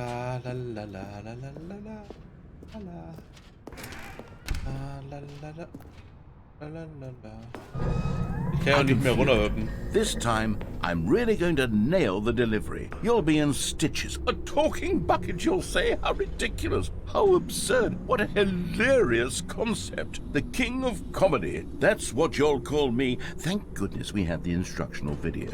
Otherwise, who knows where we'd be right now? Well, I wouldn't be the king of comedy, that's for sure. The bucket spoke to Stanley. The bucket spoke. The bucket spoke. Oh, I'll figure it out on the fly. No need to overthink things. Genug geeimert. Oh. Da hat die Ju Spaß dran. An so einem Quatsch. Da hat sie Spaß dran. Überall wieder zu. Nase. Alles wieder zurück hier? Here we go. You ready?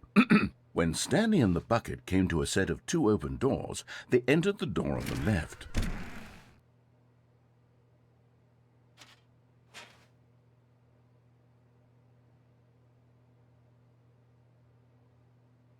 Ein Sticker ist weg. Das bin ich doof. Wo mal lang?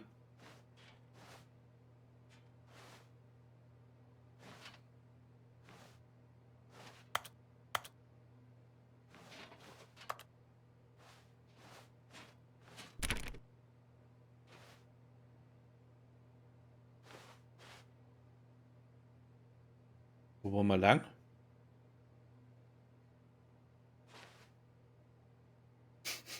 Weil ich keine hier habe.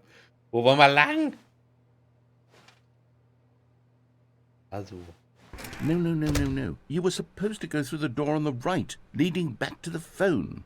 Did you not even look at the instructional video? I think this is all covered very clearly. There's no way I can make the comedic timing work now. It's done. The joke is completely done and over. It's all your fault, Stanley. I'm going to be ridiculed in the community of other joke writers. I'm going to be shamed at every one of our meetings from now on. All because you couldn't watch a simple video and take a hint. Are you proud of yourself for bringing me down, Stanley? Are you proud? Here we go. You ready? When Stanley and the bucket came to a set of 2 open doors, they entered the door on the left.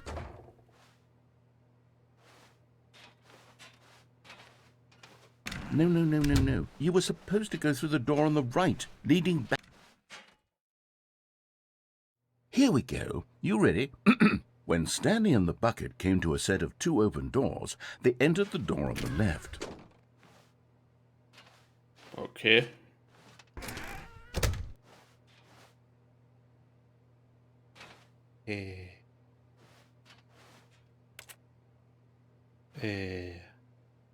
Da will ich nicht rein. Will ich nicht, also nee, das will ich eigentlich nicht so. Ach Mist. Hallo. Ah! We're back at the phone already? No. What's going on? There was supposed to be several rooms leading up to this. There was supposed to be a build-up to this point, a dramatic display of remarkable comedic wit which culminates in this scene with the phone. But now the timing's completely off. The joke will never land, or not the way it was meant to. And it's all my fault. I must have forgotten that the phone room comes immediately after the 2 doors room. What an egregious mistake. I've made a fool of myself. I don't deserve the title of King of Comedy. I'm nothing. I'm not even the lowliest joke-telling whelp. I think I need to go back and rewatch that instructional video again. Yes, surely that will help me improve my... Stanley, you love the bucket so much it's like you... it's as though all of your other most prized possessions pale in comparison. Yes. Well, let me try that again, Stanley. I heard that you are pale with shame over how unabashedly in love with a bucket you are. No? Still not? Is it the delivery? Pale with shame. Pale with shame? Pale... What's another word to describe a bucket? Stanley, this bucket is so metal, I think I saw it playing guitar. No. We're getting away from making fun of Stanley's obsession with the bucket, which was the whole point of this. I'm no good at these jokes. I need more instructional videos. That's exactly what it is. That's what will make me the king of comedy again. More instructional videos. Let's see.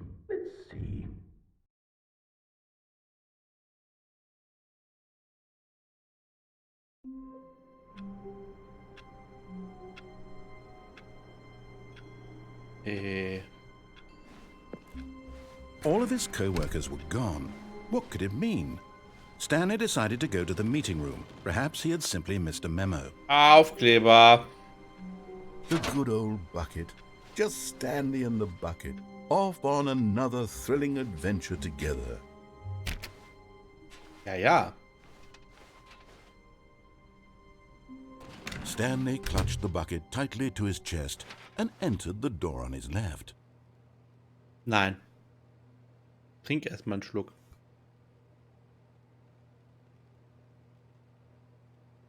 Bleib stehen. Passiert auch was, wenn man stehen bleibt.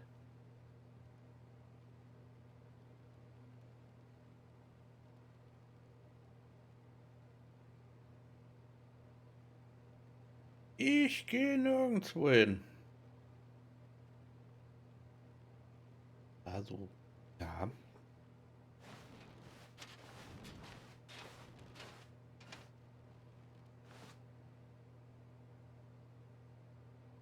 Ja, aber warten wir doch mal ganz kurz.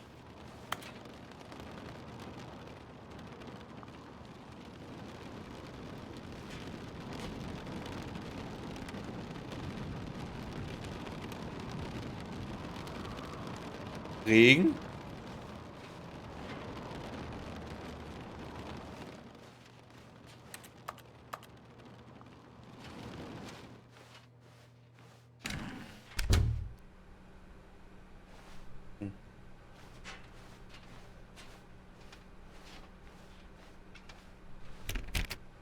Stimmt. Literweise Sonne vom Himmel.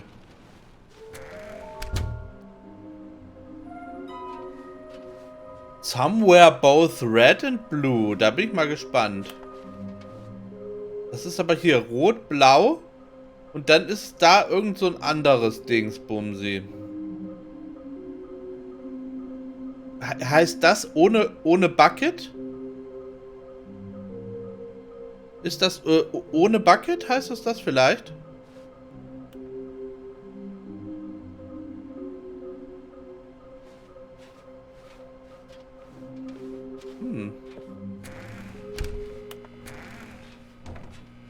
Stanley, we must move on from this broom closet, simply because I have no remaining stickers. If I did, you can guarantee we'd be in here for hours.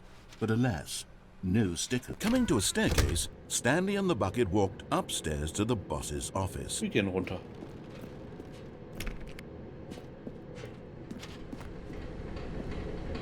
Hier ist ja nichts mehr da. Hier haben wir den ja gefunden.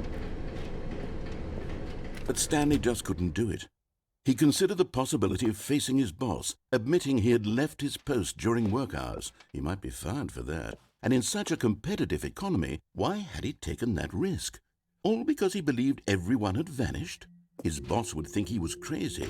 And then, something occurred to Stanley. Maybe, he thought to himself, maybe I am crazy. He looked down at the bucket in his arms. Am I crazy? He asked the bucket. The bucket returned his gaze, but said nothing at all. That's strange, Stanley thought. Usually the bucket is a source of guidance and wisdom for me in difficult times such as these. He held the bucket close, yet felt none of its familiar reassurance and comfort. And that's when Stanley realized This isn't my bucket. It's just a normal, everyday bucket. Someone else's bucket, perhaps. How did I end up with someone else's bucket? This is all terribly wrong. Surely no good would come from this. Who knows what sorts of bizarre hallucinations Stanley might experience without the psychologically grounding presence of his bucket. And indeed, now he noticed that the rooms were repeating, which was, of course, very odd. And now he felt himself floating off the ground. Oh, gracious, he exclaimed. Without my bucket, I've gone truly mad. Where is it? I must find it. Far off in the distance now, he heard it, calling to him. Stanley! Stanley, it's me, the bucket. Could it truly be? He rushed forward from room to room, passing by one bucket after the next. None of them were his. None of them were his special bucket. Come to me, Stanley. Find me. He had to find the bucket. He had to return to his old friend. It was the only way to truly restore his sanity. And then suddenly, he froze dead in his tracks. He knew where the voice of the bucket had been coming from. The real bucket was inside of him all along. It was incredibly painful. Habe ich jetzt nicht gesehen. Stanley doubled over in agony and blacked out.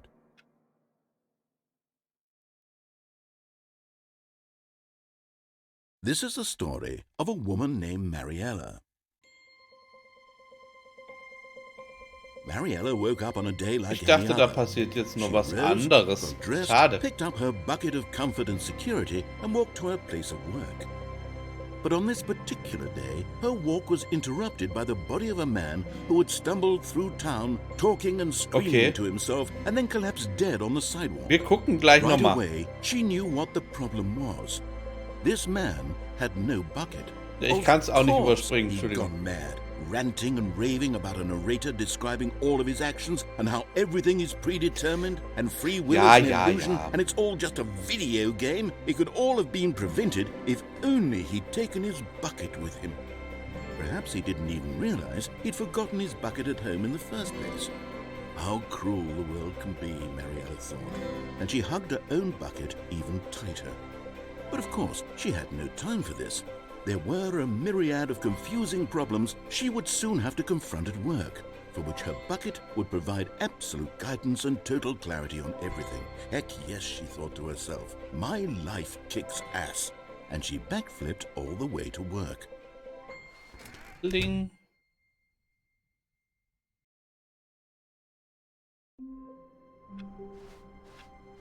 All of his co-workers were gone. Okay. What could it mean?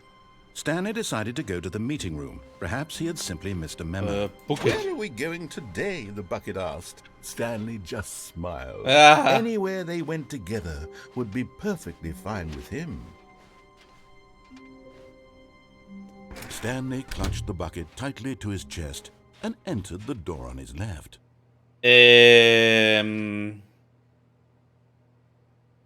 Was nu?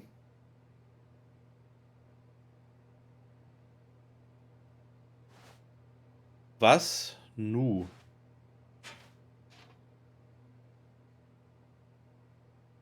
Ah, ich habe den Ding schon wieder mitgenommen. Da so. This was not the correct way to the meeting room, but Stanley had felt the bucket calling to him, telling him that the employee lounge was simply the place to be. And here it was. Had the bucket turned out to be correct? Was this better than the meeting room? Yes, Stanley thought to himself. Yes, perhaps it truly was. How insightful the bucket turned out to be. Hab ich vor, keine Angst.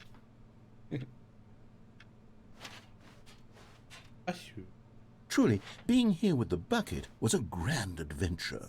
Stanley reflected on all they'd been through together. First, walking through the door on the right, then walking to the lounge, then arriving at the lounge. What a thrilling journey the bucket had inspired. Ja. Coole Sache. Perhaps this was where the bucket felt most truly at home, here in the employee lounge. Perhaps it's the only place a bucket can even feel at home. Okay.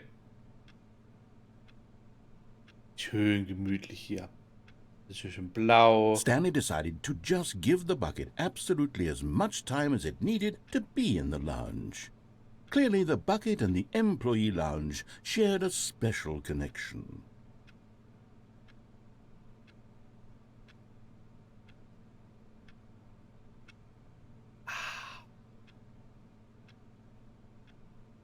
Kam nichts raus, schade. So. Der Bucket, ne? Der Bucket. Wo wollen wir denn jetzt eigentlich lang? Gleich in den Meeting Room oder erstmal wieder da hinten hin? But finally, the bucket was done being in the lounge, and they took the first open door on their left to get back to business. Da hinten. War denn da noch ein anderer Weg? No, Said the bucket. don't go to the meeting room. Go Stimmt. somewhere else. The cargo lift, yes. Go there. Go to the cargo lift. Telefon noch nicht abgeholt. Good. Said the bucket. Sind wir noch Now nicht schon ride the genug lift all the abgeholt? way to the top. There's something up there I need you to do. Stanley did not question why or how this bucket was speaking to him. It should have alarmed him, of course, because buckets can't talk. But Stanley chose not to think about this obvious fact. He was firmly convinced that the bucket had spoken to him, and he unthinkingly did whatever the bucket asked. Wir können hier runter auf den Weg da noch, ne? In here. Said the bucket. Go into this dark room over here. Stanley once again obeyed blindly. Wir können dann da noch drauf. Oder wir können jetzt einfach wieder so zurück. Aber wir gehen mal zum Telefon. Das interessiert mich auch mal.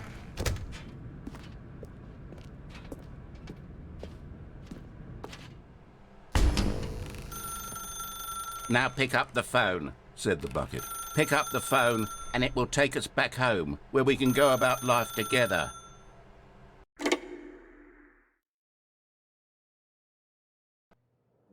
This is the sad story of a man named Stanley and his bucket. Once upon a time, I gave Stanley a bucket because I thought he was lonely and could use a friend. And then, very distressingly, he began to believe the bucket could speak to him. Ui.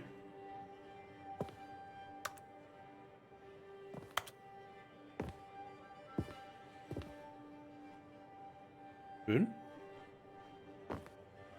Wer wohnt da?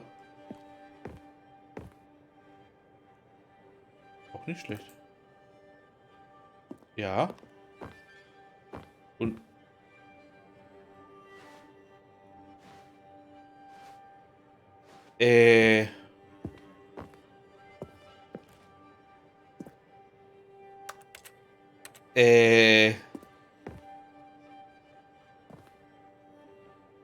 Ja. Und jetzt?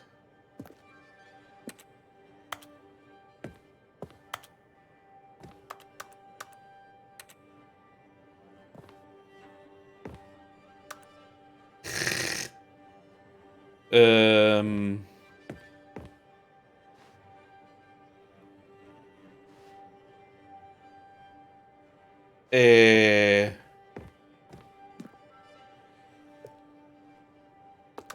Huch.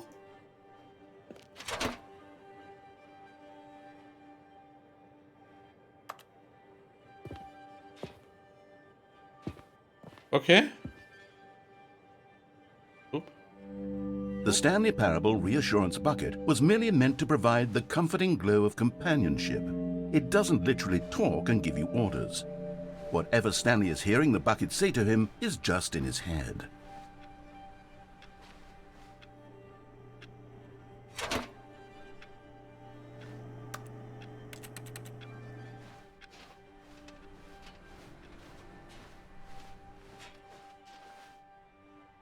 Oh. Lately, I've been concerned about him. Wouldn't you be concerned as well? To see him delusional like this, obsessing over an inanimate metal object? I want to say something to him, but I don't know how I can convince him. I don't know if he'll listen to me. N? Well, I'll try anyway. Stanley? Can Yeah. you hear me? Listen to me. It's just a bucket. It can't think, it can't talk. All it will ever truly do for you is effectively transfer a liquid from one location to a different location. Schön. That's it. It doesn't do anything else. Na und? Hör nicht auf den lauten Mann, drücke M, damit wir wieder nach Hause gehen. M. You see, he's not listening. He's still taking orders from the bucket. You know, once upon a time it was me he took orders from. Me he trusted and listened to. Now all he cares about is his awful bucket. schön. This stupid hunk of metal.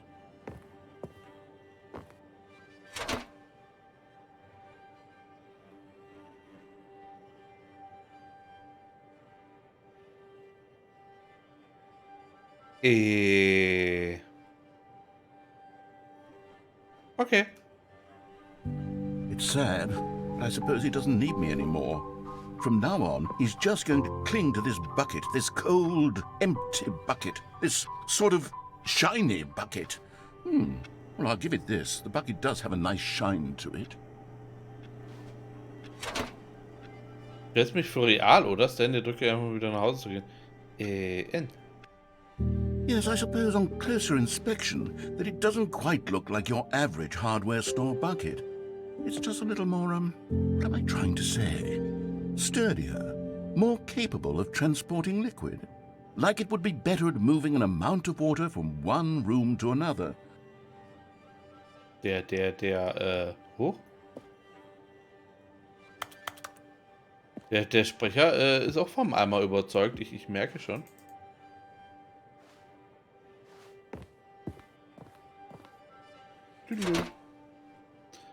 Um denselben Tag mit mir wieder und wieder zu erleben. Ui, cool. Oh my God, what am I saying? Better at carrying water from room to room. It's a bucket. It's literally just a bucket. Why do I feel some need to point out the ways in which it's so much more than just a regular bucket? Nach Hause und zur Arbeit und nach Hause und zur Arbeit und nach Hause und zur Arbeit zu gehen. Okay. Oh no. I'm having feelings for the bucket. No. What's going on? Why do I want to be with the bucket? Hear what the bucket has to say. Do anything it asks. What's wrong with me? I don't understand. Perhaps if I had the bucket, this would be less confusing. Yes. The bucket could tell me what to do in this troublesome situation.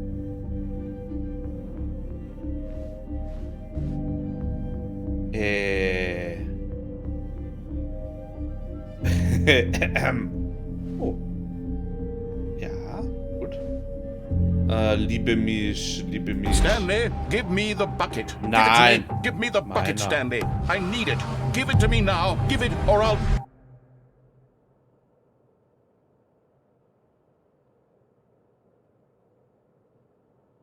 Okay. Geh zurück zur Arbeit, Stanley.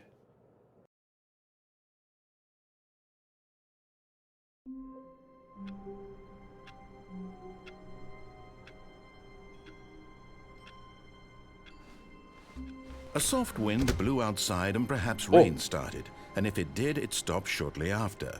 Stanley hoped that he would one day see weather.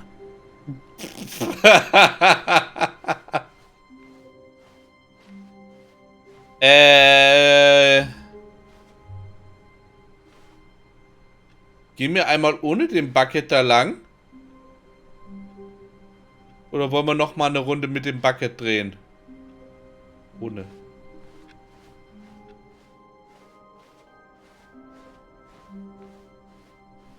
When Stanley came to a set of two open doors, he entered the door on his left.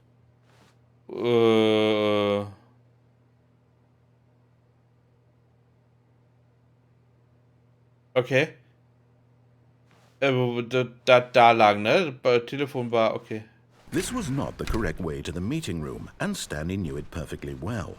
Perhaps he wanted to stop by the employee lounge first, just to admire it. The lounge was grand, majestic, perhaps too, but eager to get back to business, Stanley took the first open door on his left. Nee, wir gehen jetzt wieder da lang. Stanley was so bad at following directions, it's incredible he wasn't fired years ago. Look, Stanley, I think perhaps we've gotten off on the wrong foot here. I'm not your enemy, really, I'm not. I realize that investing your trust Da in habe ich someone auch noch else mal can be difficult, but the fact is that the story has been about nothing but you all this time. Aber da gehe ich mit dem Bucket There's unten someone hin. you've been neglecting, Stanley. Someone you've forgotten about. Please, stop trying to make every decision by yourself. Now, I'm not asking for me, I'm asking for her. Hä? This is it, Stanley. Your chance to redeem yourself. Hä? To put your work aside. To let her back into your life. She's been waiting. Hä?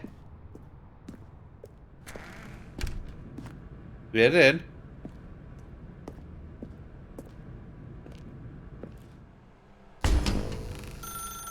That's her, Stanley.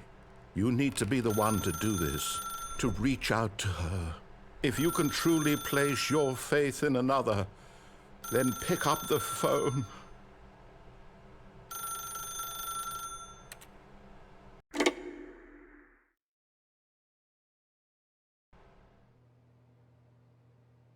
Jetzt. Okay. Oh, Stanley, is that you? Hold on, sweetie. Sorry to keep you waiting. I'm just pulling the bread out of the oven. All right. Okay, there we go. All right, now, I want you to come in and tell me all about your day. Gotcha. Oh, come on. Did you actually think you had a loving wife who'd want to commit their life to you? I'm trying to make a point here, Stanley. I'm trying to get you to see something. Come inside. Let me show you what's really going on here.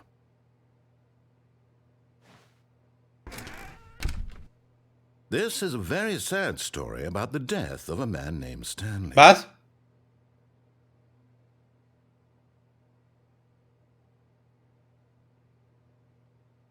Stanley is quite a boring fellow.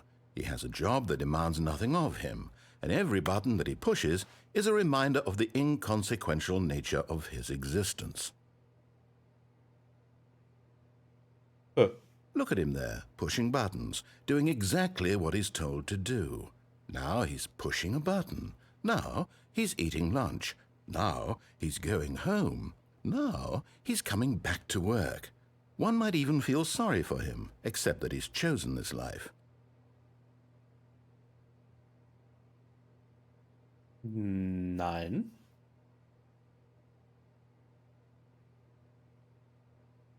Nein.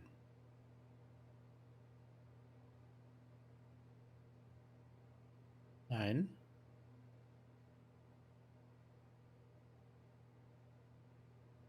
Drücke was anderes. Ah. Macht er nicht. But in his mind, in his mind he can go on fantastic adventures. Jo. From behind his desk, Stanley dreamed of wild expeditions into the unknown, fantastic discoveries of new lands. It was wonderful. And each day that he returned to work was a reminder that none of it would ever happen to him. Cool. Da?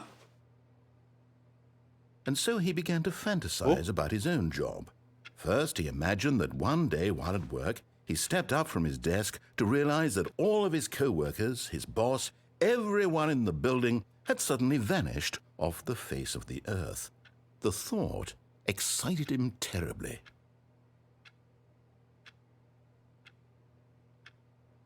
So he went further. He imagined that he came to 2 open doors and that he could go through either. At last, choice. Okay. It barely even mattered what lay behind each door. The mere thought that his decisions would mean something was almost too wonderful to behold.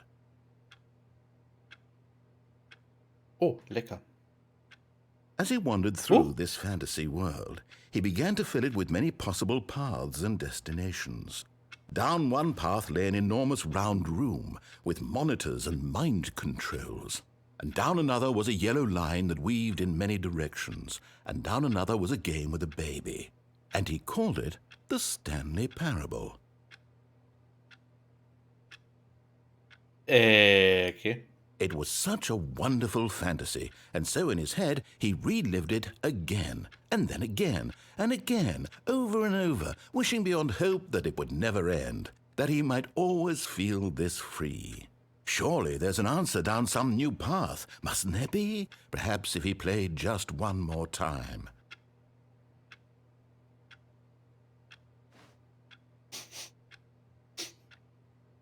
But there is no answer. How could there possibly be? In reality, all he's doing is pushing the same buttons he always has. Nothing has changed. The longer he spends here, the more invested he gets, the more he forgets which life is the real one.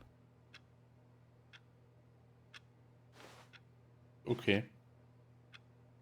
And I'm trying to tell him this, that in this world he can never be anything but an observer, that as long as he remains here, he's slowly killing himself. But he won't listen to me. He won't stop. Here, watch this. Stanley, the next time the screen asks you to push a button, do not do it.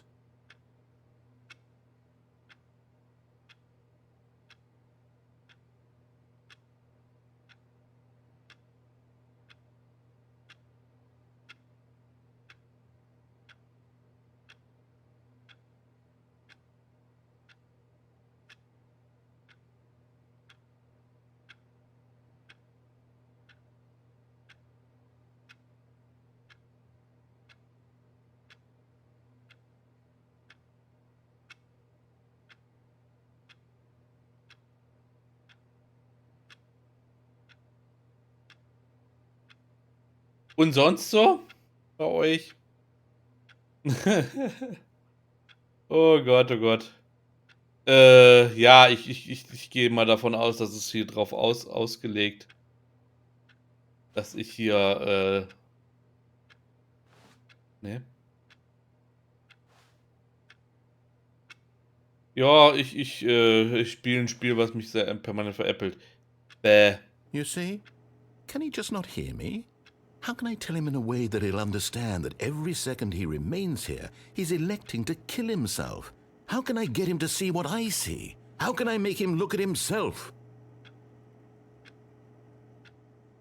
Okay, ich hinterfrage gar nichts I mehr. suppose I can't, not in the way I want him to. But I don't make the rules. I simply play to my intended purpose, the same as Stanley. We're not so different, I suppose. I'll try once more to convey all this to him. I'm compelled to. I must. Perhaps, well, maybe this time he'll see. Maybe this time. And I tried again, and Stanley pushed a button. And I tried again, and Stanley pushed a button. Ey! And I tried. Das ist nicht schön. Der gefällt mir nicht.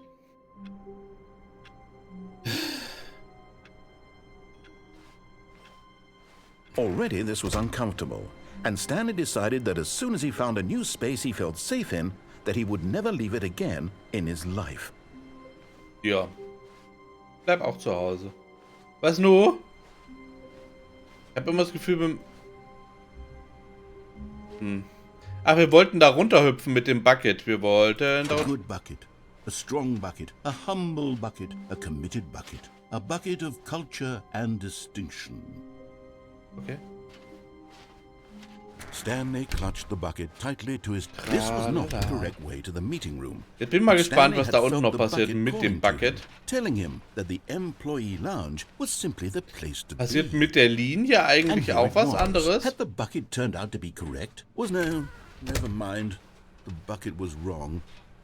Stanley took the door on his left to go back to the meeting room. No, Said No. the bucket. don't go to the meeting room. No. Go somewhere else. The cargo lift, yes. Go. Good. Said the bucket. Now ride the lift all the way to the top. There's something up there I need you to do. Stanley did not question why or how this bucket was speaking to him. It should have alarmed him, of course, because buckets can't talk. But Stanley chose not to think about this obvious fact. He was firmly convinced that the bucket had spoken to him, and he unthinkingly did whatever the bucket asked.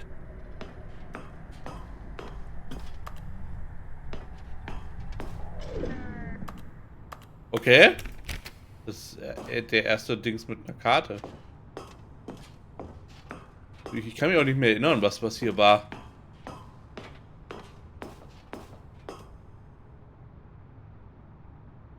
Okay.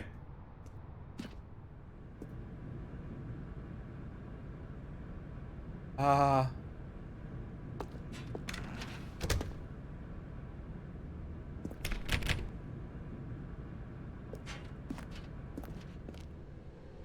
Hallo.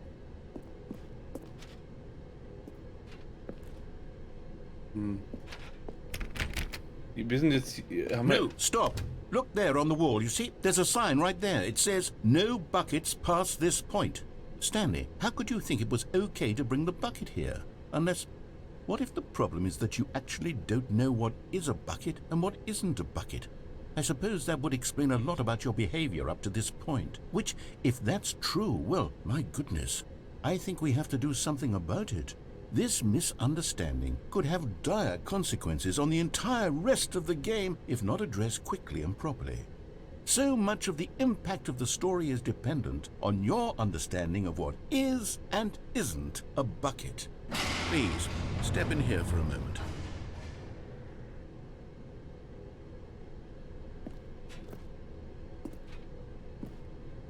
Okay.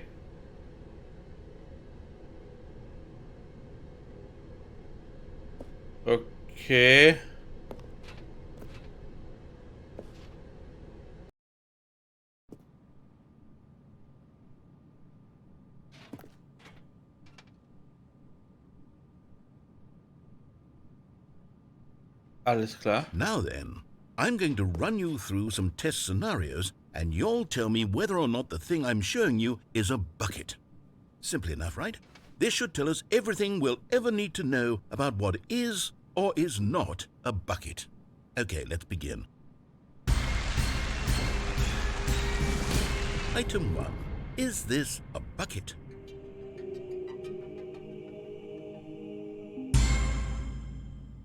Correct.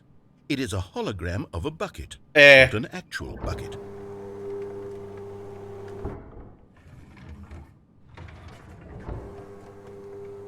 Item 2. Is this a bucket? Correct. It is a 3D printed recreation of a bucket, not an actual bucket.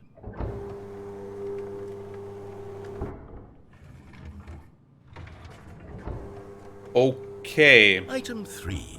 Is this a bucket? Ich kann hier nicht runter.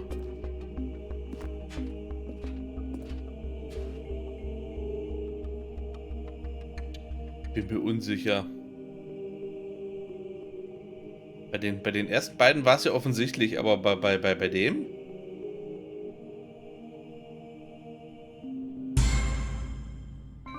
Correct. This is a bucket. Es gibt kein richtig oder falsch.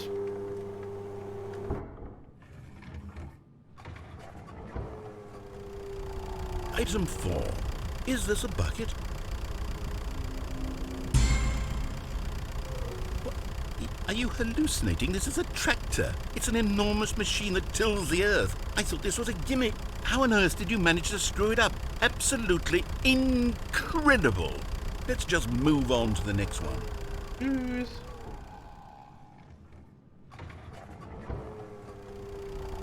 Is this a bucket?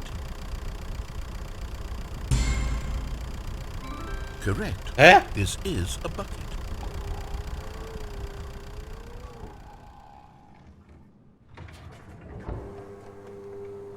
Item 6. Is this a bucket? Trick question. Both. Gotcha. Was?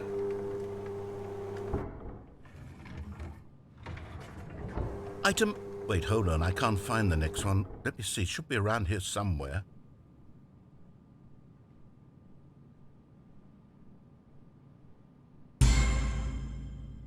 Okay, you and I both know there isn't anything here. And I don't appreciate the implication that nothing is a bucket when we both clearly know that a bucket is something, and therefore nothing could possibly be something. Unless, in your twisted mind, have you somehow convinced yourself that a bucket is nothing? Answer me straight, Stanley. Do you believe that nothing is a bucket? Aha. Nichts ist ein Eimer. You know what?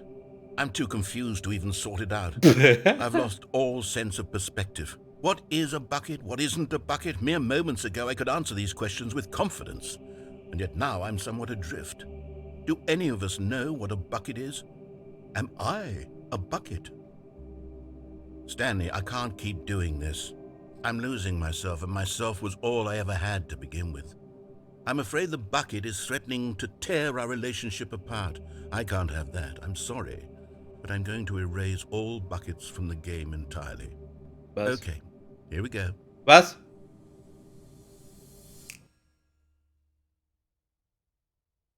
What happened? Is everything gone? Why did everything disappear? Wait, was everything a bucket? Ja. Every single thing in the game was a bucket. Oh my God, I had no idea. How could... Except me. I'm not a bucket after all. And you, Stanley, you're still here. You're not a bucket either. Oh, this is wonderful news. We're not buckets. Yes, I actually feel much more at ease right now. It's delightful to get some clarity on that issue, but it doesn't change the fact that we haven't got a game. So, tell you what, I'll reset everything and we'll put back all of the buckets, okay? And we'll know that it's all a bucket. But if you run into anyone else, maybe don't mention that. Who knows what that information might do to a person? All right, here we go. Das ist eine Fangfrage, Ju, die beantworte ich nicht.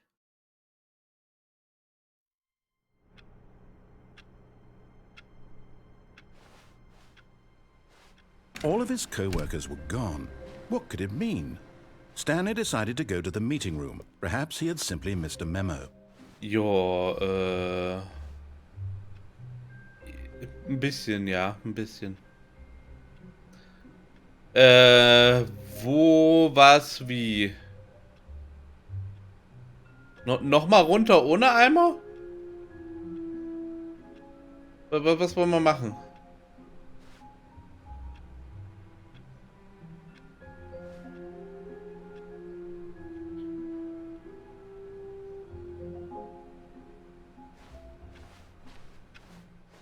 Okay. When Stanley came to a set of 2 open doors, he entered the door on his left. War da die letzte Figur?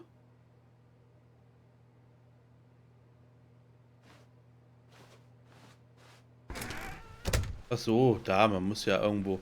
Aber ich weiß nicht, wo die.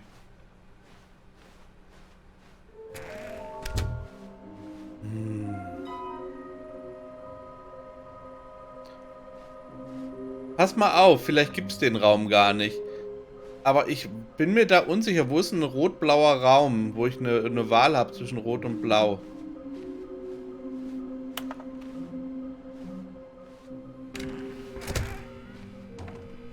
Stanley stepped into the broom closet, but there was nothing here, so he turned around and got back on. Coming to a staircase, Stanley walked upstairs to his boss's office.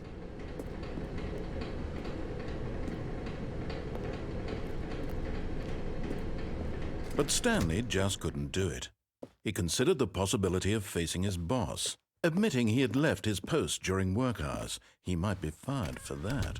And in such a competitive economy, why had he taken that risk? All because he believed everyone had vanished? His boss would think he was crazy. And then something occurred to Stanley. Maybe, he thought to himself, maybe I am crazy. All of my co-workers blinking mysteriously out of existence in a single moment for no reason at all? None of it made any logical sense. And as Stanley pondered this, he began to make other strange observations. For example, why couldn't he see his feet when he looked down? Why did doors close automatically behind him wherever he went? And for that matter, these rooms were starting to look pretty familiar. Were they simply repeating? No, Stanley said to himself, this is all too strange. This can't be real. And at last, he came to the conclusion that had been on the tip of his tongue. He just hadn't found the words for it. "I'm dreaming!" he yelled. "This is all a dream." Oh, what a relief Stanley felt to have finally found an answer, an explanation. His co-workers weren't actually gone. He wasn't going to lose his job. He wasn't crazy after all. Stimmt. And he thought to himself, I suppose I'll wake up soon.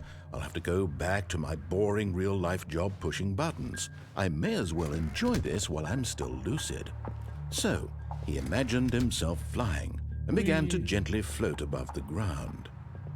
Then he imagined himself soaring through space on a magical starfield, and it too appeared. It was so much fun, and Stanley marveled that he had still not woken up.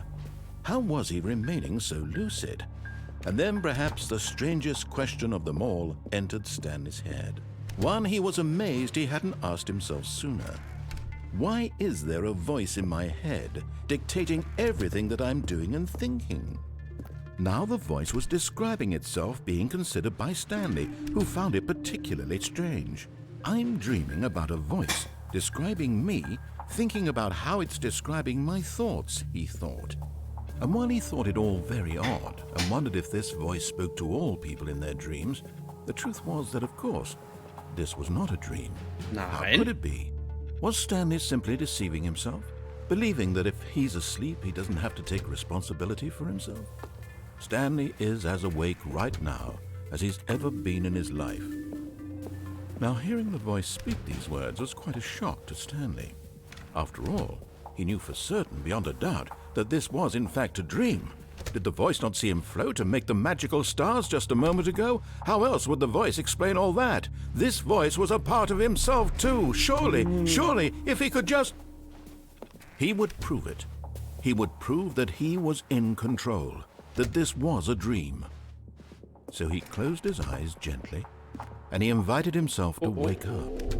He felt the cool weight of the blanket on his skin, the press of the mattress on his back, the fresh air of a world outside this one. Let me wake up, he thought to himself. I'm through with this dream. I wish it to be over. Let me go back to my job. Let me continue pushing the buttons. Please, it's all I want. I want my apartment and my wife and my job. All I want is my life exactly the way it's always been. My life is normal. I am normal. Everything will be fine. Oh. I am okay.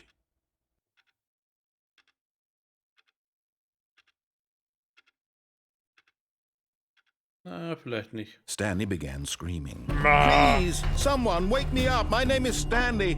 I have a boss. I have an office. I am real. Please, just someone tell me I am real. I must be real. I must be. Can anyone hear my voice? Who am I? Who am I? And everything went black. Putz.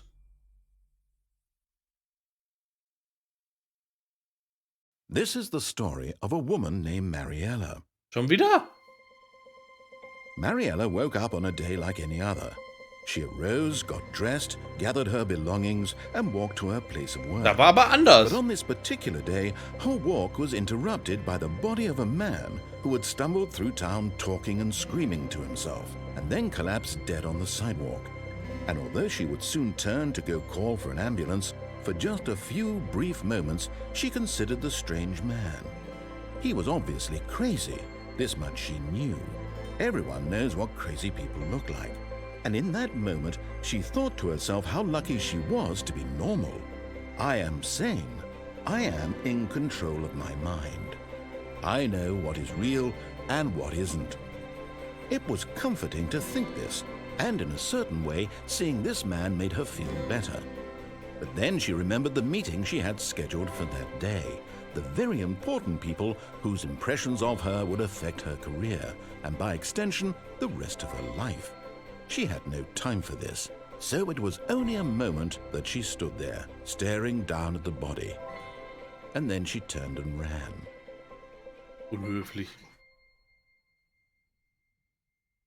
Es gibt immer Bucket-Versionen. Ich will die Bucket-Version von der Linie haben übrigens. Ich weiß aber nicht mehr, wie das All geht. of his co-workers were... Wait, no. This isn't the right office, is it?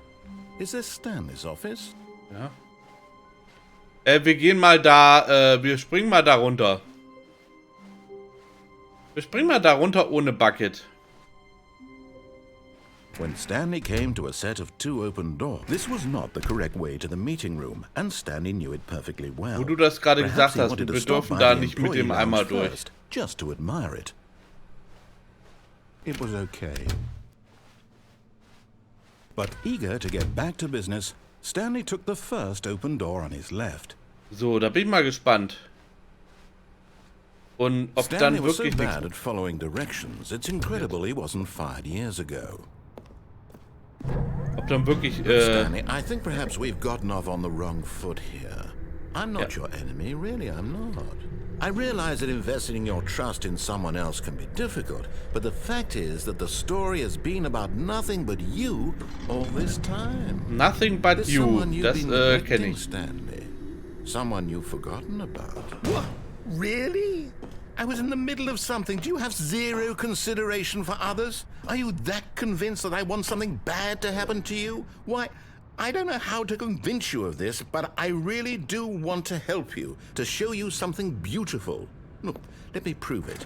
Let me prove that I'm on your side. Give me a chance. Das war das, ne?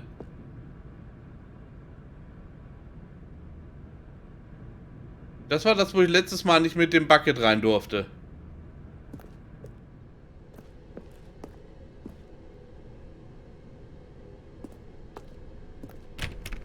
Ah, jetzt bin ich hier auf der Ecke. Okay. Da!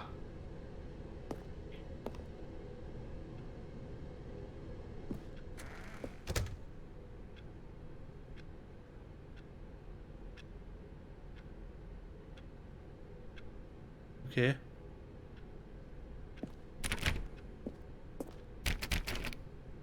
Ah. Now listen carefully, this is important. Stanley walked through the red door. Da. And there it is, the last Stiggly Wiggly. Savor this moment, Stanley. This is a real accomplishment. This is doing something just for the sake of doing it. Where so many people expect to be rewarded for the most trivial achievements, you've insisted that a job well done is its own reward. Genau. I would tell you that I'm proud of you for collecting them all, but that would be like a reward, and we can't have that. So, instead I'll just say, it's done. We're all done here. And now we can go to whatever the hell you were doing before you hunted for figurines. Schön.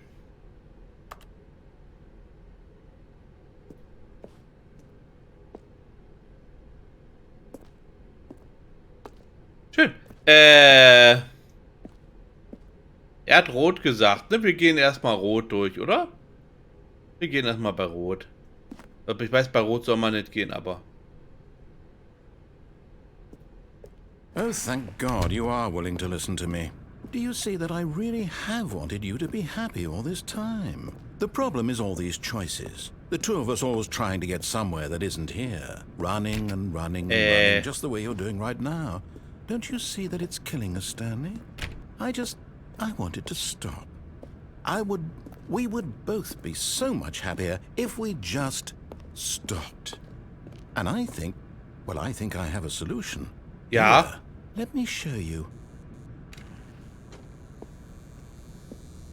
Okay. No? What do we want? What are we looking for? Here. Yes. Oh, it's beautiful, isn't it? If we just stay right here, right in this moment with this place, Stanley, I think I feel happy. I actually feel happy. Oui.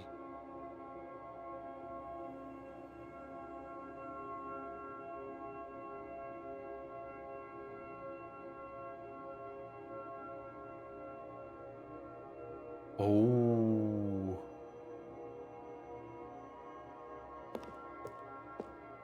Schick, schick, schick.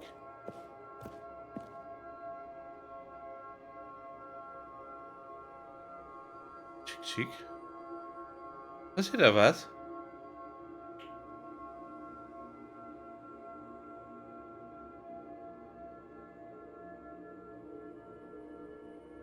It's the Elden Ring. Nee, doch nicht. Oh, hallo.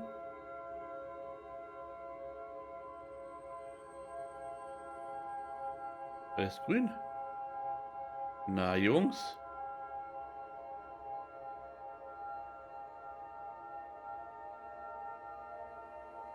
Immer mehr.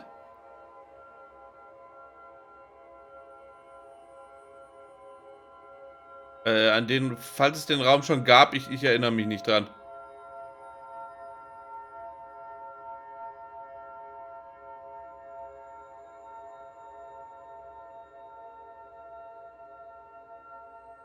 Aha. Sehr, sehr entspannt. Oh, da kommt noch blau dazu. Oh, guck mal.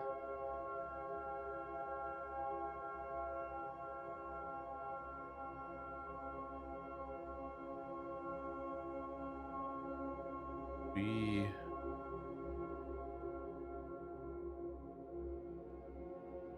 Wenn jetzt jemand einschaltet, ne?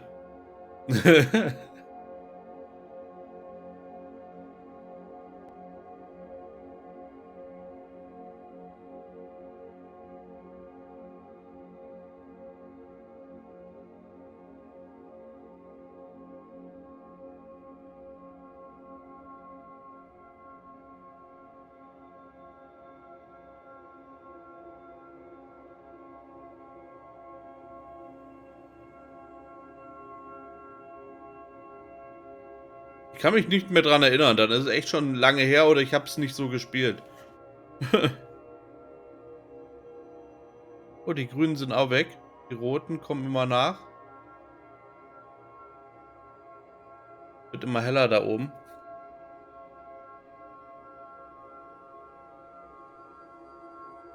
Die Roten kommen jetzt nicht mehr nach.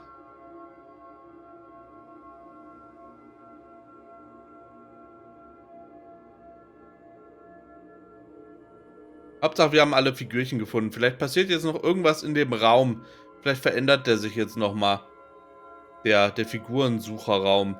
Oder er bleibt halt immer so da, dass man einfach alle gefunden hat. Weil es darf ja keine Belohnung geben dafür. Oh, wieder das.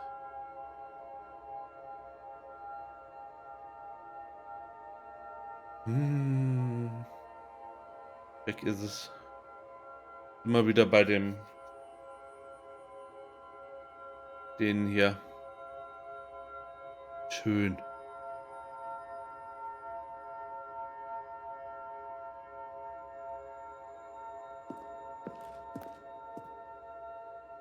Alles schon schön gemacht. Wollen wir weiter? Wollen wir weiter oder wollen wir noch warten? Nur drauf weitergehen, denke ich mir.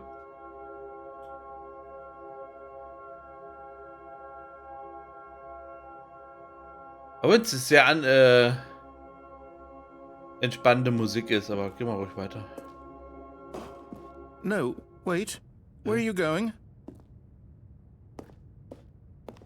Okay, okay, okay. Right.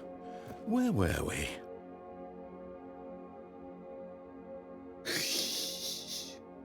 Er fühlt sich da leicht verunsichert, wenn wir nicht mehr in dem Meditationsraum sind.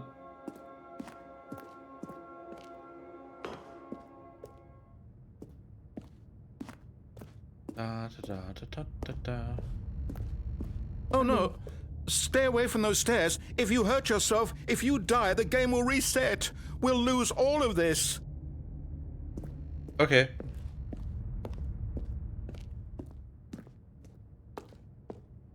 Good, good. We can't be too safe. Promise me you won't go back there. Just stay here. Gerne, gerne. Ach ja. Ich meine, das ist eh schon für die meisten wahrscheinlich, die das hier sehen, sehr anstrengend zu gucken, aber No. What do we talk about? You're risking everything we achieved here.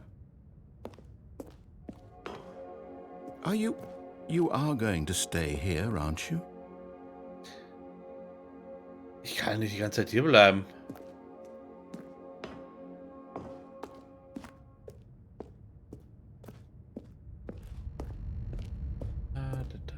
You You heard me before, didn't you? You will die. What about this isn't getting through to you? Der gefällt mir aber auch nicht.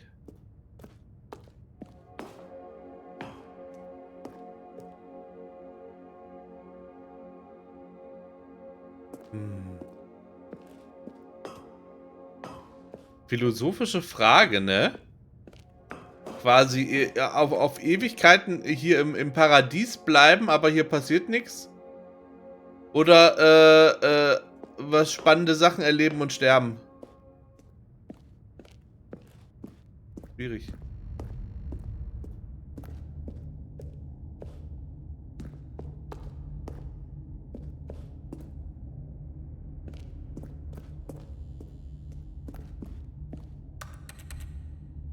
Please, no, Stanley, let me stay here. Don't take this from me.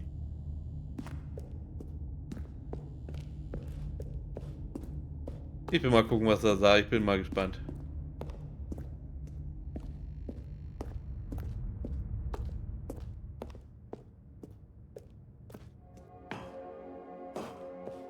Er sagt jetzt nichts mehr dazu. Schade.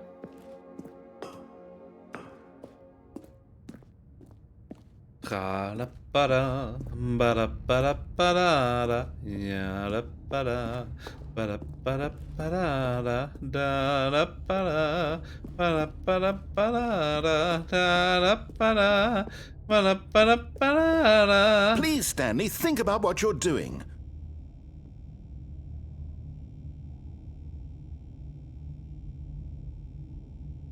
Da-da-da-ba-da-ba-da-ba-da-ba-da-ba-da-bam. Hey! No! Oh, thank God. You lived. You had me worried there for a moment. Now, can we please get back to the other room? Okay.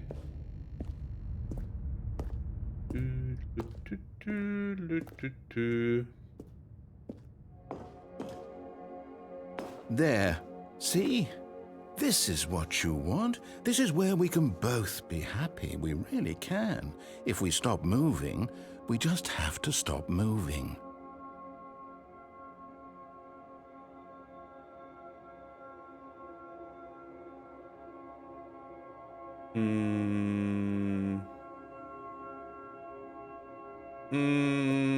Ich hüpf da nochmal runter.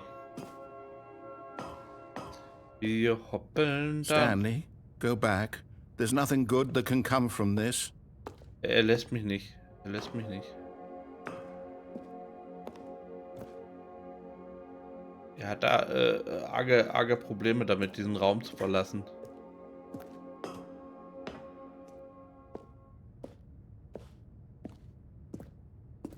Ich geh mal nochmal hoch. Wir putzen nochmal runter. No. No, no. What are you doing? Do you just not believe me? What can I say to convince you? Bar, Weep, Grana, Weep, Nini, Bong. Ich will hüpfen, aber geht ja nicht. Stanley, let's go back to the other room. Can you do that for me? Das ist ein... Yes. Perhaps you can. Perhaps you finally see what I'm talking about. I know you'll see that we can't be happy if we leave this place. You can see that, can't you? Ich glaube, die Yu ist auch nicht glücklich, wenn wir hier die ganze Zeit rumstehen. Und eine traurige Yu ist eine Yu, mit der wir nichts anfangen wollen und die wir glücklich sehen wollen. Wir sind hier im offiziellen deutschen Yu-Land-Bespaßungsstream. Is this really how much you dislike my game? Und That wir you'll throw gehen jetzt yourself nach from oben, this platform over and over to be rid of it? damit es You're Putz macht literally und dann willing to ist er kill auch yourself to glücklich. keep me from being happy. Am I reading the situation correctly? Or maybe you're just getting a kick out of it. I don't know anymore. I just wanted us to get along. But I guess that was too much Laufe to ich immer ask. langsamer? It looks like you wanted to make a choice after all. Well, this one is yours. So, gehen wir nochmal hoch und springen wieder runter, bis wir dann tot sind und gar nicht mehr munter. Is it over? It's going to restart, isn't it? I'm going back. So.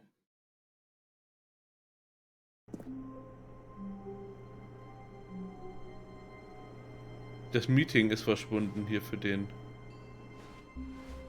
Und die Luftballons auch.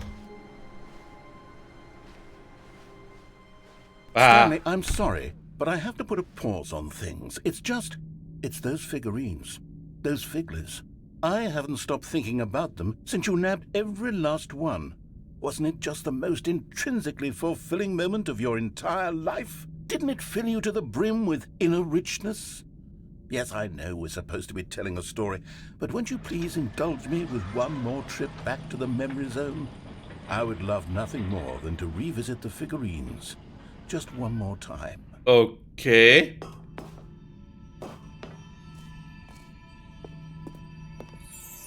Doch eine Belohnung dafür.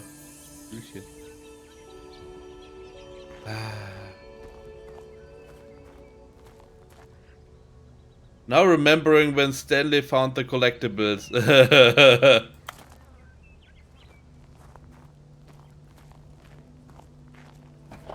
Ich wollte ja eh nochmal dahin zurück.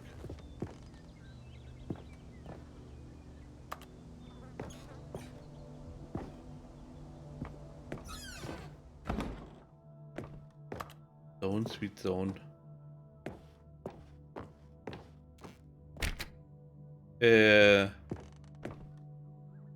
Jo.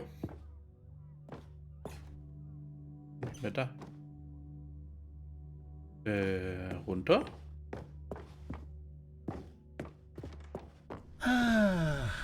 Here's where it all began.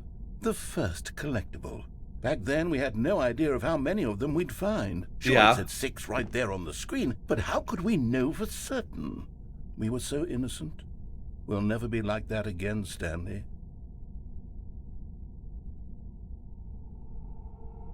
Das sieht creepy aus, auch echt. Das ist doch, haben sie echt cool gemacht. Ach ja, damals.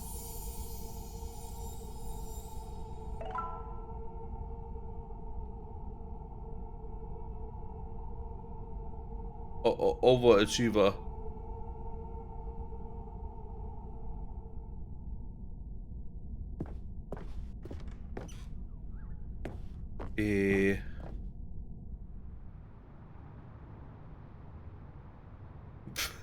And here was a second Stanlerine. Yeah. You found this one all on your own, just by poking around in the warehouse. You did that, Stanley. I'll be honest. Back then, I had no faith in you to find any of them, let alone 6.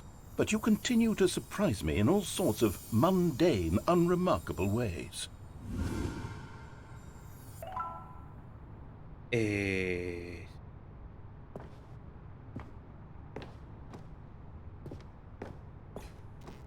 Oh.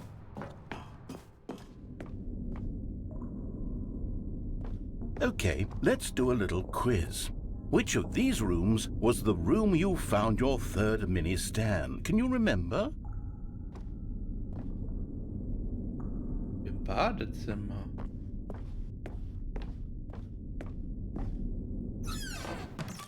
Hey, that's exactly right. It was Genau. here in the boss's bathroom. It was the third one. You picked it up, and then after that, you had 3 of them.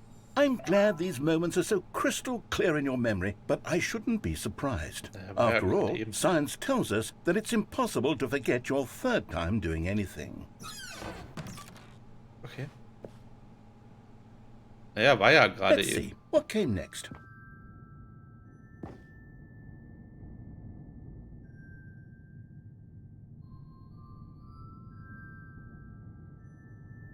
Sind wir doch bei Superliminal wieder? Also ich meine, das war eben schon so ein Superliminal-Trick. Mit der aufgemalten Wand. Oh yes, we found a figly in this pink room. Oh well, I can't actually say I remember being in this room, but it's here in the memory zone, so it must have happened. Habe ich was anderes gespielt? You? Hast du aufgepasst? Ich meinte, das wäre doch was anderes gewesen. Wieso erinnere ich mich? Naja. Muss ich verdrängt haben, was vor einer Stunde war. Hast du nicht... Hättest du mal das geklippt damals mit dem rosa Raum und dem Apfel? Dann wüssten wir das This jetzt was noch. the 5th mini stand, and this one was really something special. It was under the stairs. I remember it so clearly. In fact, because this one is particularly special to me, I made a little video to commemorate the occasion. Enjoy.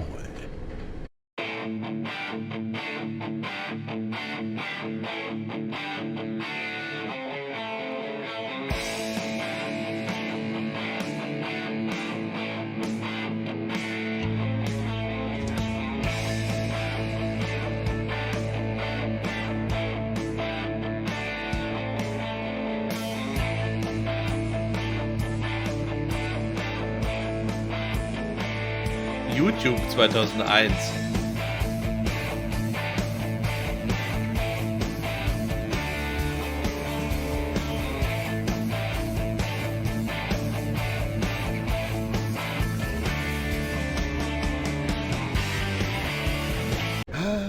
Takes you back, doesn't it? I spent a lot of time making that video, but it was 8 minutes I wouldn't have spent on anything else. Na. Schön. Schön. Hier geht's nicht weiter. Fehlt noch eine, ne?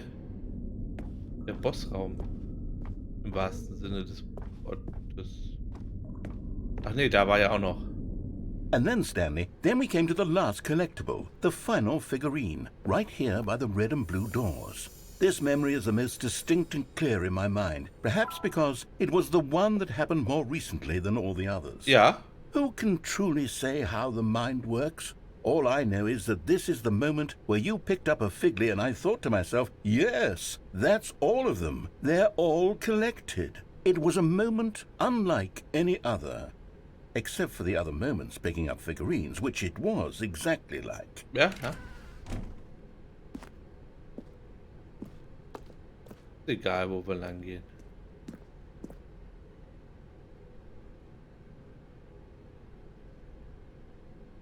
So. Und nu? And then Okay. there was no more. Oh. Because we've caught up to the present moment. Nothing left to do but move onward into the future. Verpasst. Goodbye, memory zone.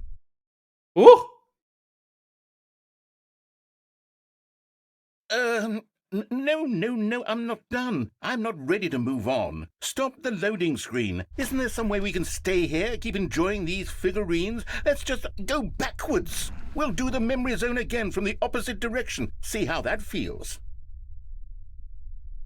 Das Spiel ist sehr anstrengend. Ich merke schon.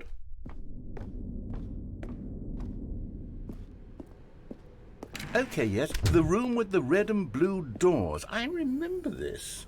I must say, of all the figurines we looked at in our initial tour of the memory zone, this one is the most distinct and clear in my mind. Let's keep going. I want more.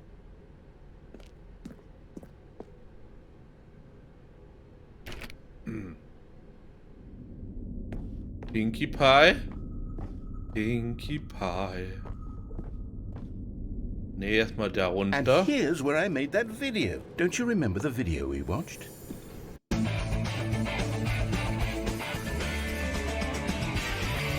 Yes, I love that video. Ja, schön. Schön. Jetzt ist er komplett, das war's jetzt. Jetzt ist er komplett weg. Was ist mit dem Raum hier? Das ist doch alles Schmuh. Still don't remember the pink room, Stanley. Still no memory of this one. Good room, though. A solid room. Apfel. Ach, ich weiß noch, wo die Juland in den Chat Apfel geschrieben hat. Das war schön. Ich glaube, da war ich sehr glücklich in dem Moment damals. Ja. Ach, ja. Stream Highlights. Die ist so alt, die weiß das auch noch. Jetzt These sind wir auf really dem were a Pod. treat to hunt down. You know, if there had been any kind of reward for finding all of these, it really would have neutered the intrinsic joy of collecting them. I'm very glad we resisted the temptation. Next one. Okay. Ach ja. Damals, als wir die andauernd eingesammelt haben. Da waren wir noch nicht.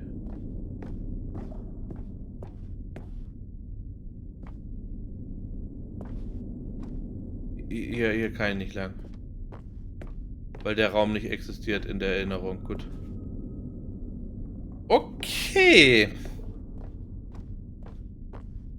Dann halt so. This was our second Figley. Don't you remember? Yes, I remember it too. The past is truly a wonderful thing. Why does anyone ever choose to leave it? Keep going. Ja, ich geh schon. Ich geh schon. Schön. Ja, guck mal da. So sieht das von der Seite The very first one aus. we found in the exhibit where I introduced you to the figlarines. Oh, I want more memories, Stanley. I want to keep going. What else is there? What came before this? Weiß nicht. Schauen wir doch mal nach. Hoch. Ach, da, ja. Ja. Die Stanley Collectibles. Ja, da war das. Da war das, damals.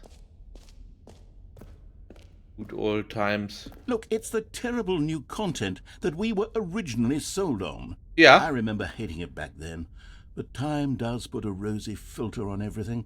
In fact, I dare say I'm actually quite fond of it now. Ja. Look how much fun the past is. I want more. More memories. Gehen wir nochmal zurück im Spiel. Okay. Okay. Ja. Oh, yes, the two doors. Who could have forgotten that? A classic memory, this one. Ist wieder egal. Ja. And before everything else, there was your office. Ja. Is there anything else? Was there something that came before your office? There's something I feel I can remember. I can remember. Der Loading Screen. Leicht. Yes, I'm remembering something now. I remember before this whole story got started. Back then I was different. I used to make big decisions. I was passionate. I was skeptical. I weighed each decision with profound thoughtfulness. And then somewhere along the way, I stopped making decisions. I became lazy. And I came up with a character named Stanley to do my thinking for me. He would make the decisions. He would decide which way to go. I would cheer him on as he collected figurines for no reason. Why did I invent Stanley? Was I lonely? Yes, perhaps that's it. Perhaps I needed to imagine I had companionship. And Stanley really did make for a wonderful companion, even if he was a fiction. But I suppose it's grown old. I want to think for myself again. I want to go back to how it used to be. Yes, I can be on my own again. I can do it. I'll be stronger this time. I'll take care of myself. I don't need Stanley anymore. Oh, but he truly was so much fun to play with. You know what? Since we're in the memory zone, how about one more good memory? Let's go back just once and give Stanley one more run of the office, and then I'll retire him for good. I did enjoy telling his story so very much. Okay, here we go. This is the story of a man named Stanley.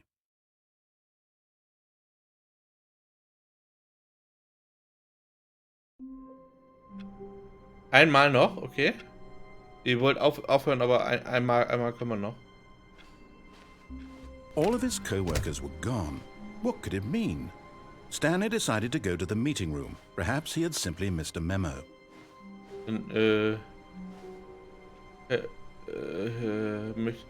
Mit Bucket mitnehmen oder ohne? Mit Bucket würde ich sagen, oder? Kann man einmal noch mit durchlaufen. Will mal gucken, was er sagt. Ah, the embrace of an old friend, a weathered companionship that stands the test of time.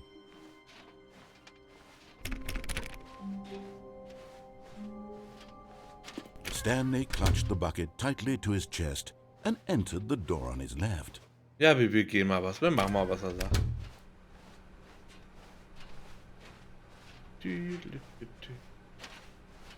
Still no one was here. Stanley needed the bucket's warmth and comfort now more than ever. Perhaps his boss's office was where he'd find answers. Hier, das ist wieder das alte. Stanley, we must move on from this broom Ja. closet, simply because I have no remaining stickers. Dann Coming gehen wir to a hoch. staircase, Stanley and the bucket walked upstairs to the boss's office. Ich will mal so auf den Pott gucken.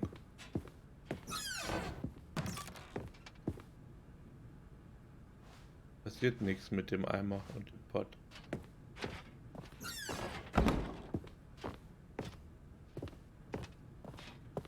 Stepping into his manager's office, Stanley was once again stunned to discover not an indication of any human life. Crushed by the weight of this revelation, Stanley may have broken down into an emotional dumpster fire if not for the soothing presence of the bucket. Even now, in his darkest of hours, did the bucket's warmth and guiding light pierce the dark clouds of confusion and chaos. It would be with him always. The bucket would. And he knew it. Ja, wird mir gleich The sagen. two of them were inseparable. At this point, Stanley was so absorbed in the tender spiritual connection he shared with the bucket that he didn't notice the keypad behind the boss's desk. Nor in his bliss of simply being near the bucket did he have any notion that the PIN number for the keypad was 2845. Soll ich es mal durchlaufen lassen mit Eimer? Haben wir noch nicht gemacht. Lass mal durchlaufen mit Eimer. Stanley just sat around twiddling his thumbs.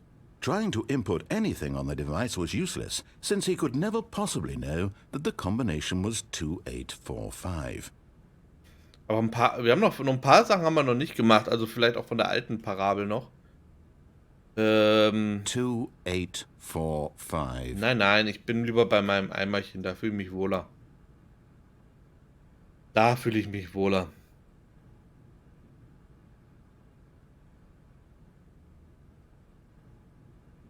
Ha? Forgot, but it turns out that the panel's emergency override kicked in. Okay, And so the alles door ist, just opened all by itself. And Stanley got the hell along with the story. Well, whoop-de-doo.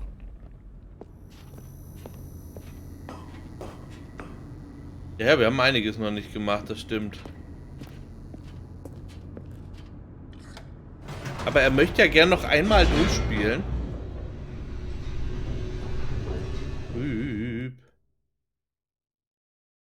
Wir sind noch, ja.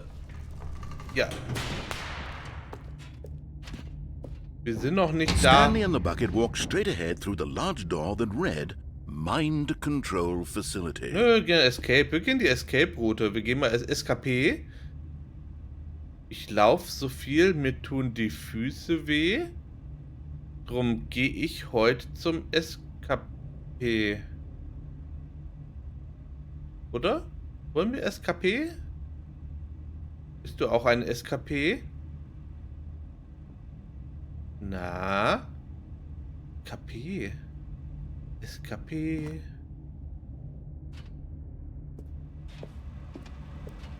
Although this passageway had the word escape written on it, the truth was that at the end of this hall, Stanley and the bucket would both meet a violent death. The door behind them was not shut.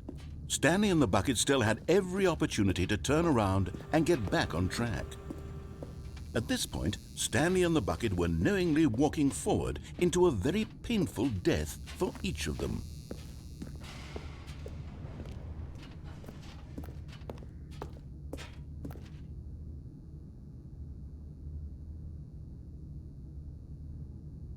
Der Aufzug war das normal. Ich hüpf da trotzdem ohne.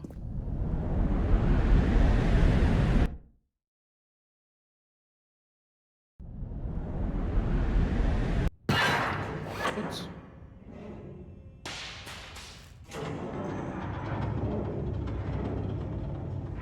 Okay. Ach so. Oh oh.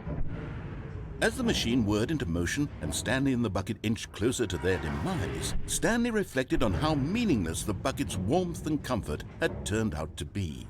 To be sure, it puts the mind and the soul at ease to embrace the bucket, but what use is a sense of ease when you're about to be crushed to death? This is what Stanley thought to himself, and he sort of kicked himself for wasting so much time carrying a bucket everywhere.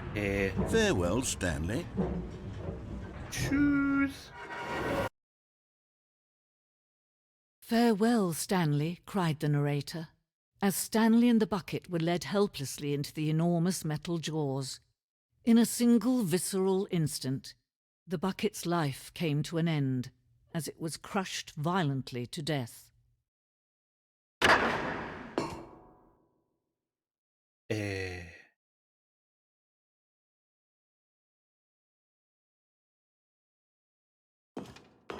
Okay.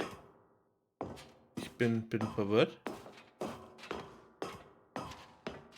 It was a shame, the death of such a magnificent bucket. It's true that all buckets are radiant in their own way, but this one stood above the rest. It was a glorious bucket to behold. Eimer ist weg. Der Eimer. Heißt, sie willkommen zur großen Ausstellung. Sie stehen am Abgrund des Wissens. Ähnlich wie ein Eimer ist auch der menschliche Verstand oft leer. Eine höhlenartige Leere, aber durch die Absorption des Ausstellungsstücks vor ihnen wird der Geist voll, bereichert und fundiert. Die Kenntnis über den Eimer und seine Geschichte sind das einzig wahre Wissen, das wir wirklich haben. Werden Sie das, was Sie hier lernen, werden Sie das, was Sie hier lernen, mit in die Welt hinausnehmen? Werden Sie aufgeschlossen akzeptieren, was an den Informationen in dieser Ausstellung, herausfordernd sein mag? Werden Sie das Leben vor sich selbst und vor Ihren Liebsten als Folge dieser Ausstellung verändern? Oder werden Sie die Augen verschließen und weiterleben wie bisher in Unwissenheit und Dunkelheit? Ui. Can you see how arrogant it was for Stanley to take a bucket like this and to claim it for his own? Can you see the hubris that blinded him? Can you see that the bucket is far more noble than Stanley will ever be in his short life? Okay. Ja, das ist Da Vincis Eimer. Ein Eimer mit 2 Henkeln. Dieser Eimer ist mit 2 Henkeln abgebildet. Eine solche Konstruktion wurde in der Realität nie hergestellt, da sie als zu gefährlich und zu waghalsig experimentell eingestuft wurde. Jedes Jahr werden Dutzende hingerichtet, nur weil sie es versucht haben.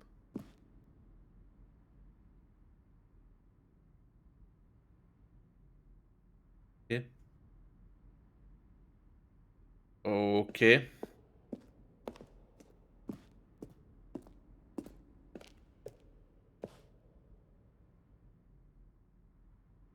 Ah, 25 Eimer. Eine Fotografie von 25 Eimern, die größte Anzahl an Eimer, die jemals von einer Kamera erfasst wurde. Der Fotograf erlitt mehrere Wochen lang einen katatonischen Schock aufgrund der Euphorie, die er bei Anblick so vieler Eimer auf einmal empfand. Das sind mehr als 25 Eimer. Aber das kann ja gar nicht sein. Das, ja. Noch ein Eimer. Sieht aus, als hätte er ein Gesicht. Guck mal da. Inferno-Eimer. Eine Nachbildung des Inferno-Eimers, der im Mittelalter eine so große Anziehungskraft ausübte, dass Dutzende von Nationen gegeneinander Krieg führten und die Kontrolle über ihn zu erlangen. Milliarden von Menschen starben, aber trotz allem blieb die einfache Tatsache bestehen, niemand kann einen Eimer kontrollieren.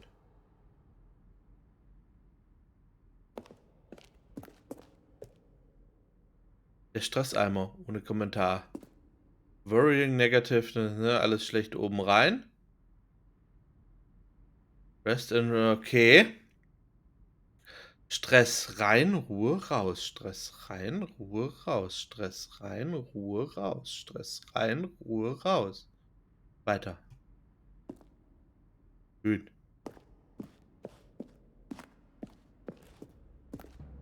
Oh.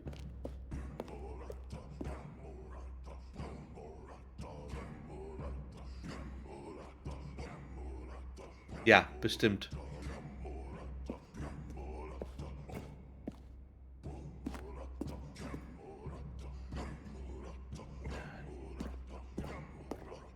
Höhlenmalerei. Wir wissen zwar, dass es Eimer schon vor der Existenz des Menschen gab, aber wir wissen nicht, wie lange zuvor. Diese Höhlenzeichnungen zeigen, wie der frühe Mensch den praktischen Nutzen des Eimers entdeckte. Zu diesem Zeitpunkt gab es den Eimer wahrscheinlich schon seit mehreren Jahrtausenden. Auf diesen Zeichnungen ist zu sehen, wie der Eimer die Benutzung seiner selbst zulässt, nachdem er die Menschheit für würdig befunden hat, seine Schätze zu nutzen. Ich träume heute Nacht von Eimern, ich sehe es schon. No man can own a bucket, and certainly not a bucket as dazzling to behold as this one. It is man who should kneel before the bucket. Okay. Stimmt. Denn da immer? Der hängende Eimer. Dieses Stück symbolisiert die notwendige Beziehung zwischen Eimer und Menschheit. Wie klar unser Verständnis des Eimers auch sein mag, es gibt noch mehr, das stets außerhalb unserer Reichweite liegt. Dieser Abstand ist unweigerlich zu unserem eigenen Besten. Jo. Juhu.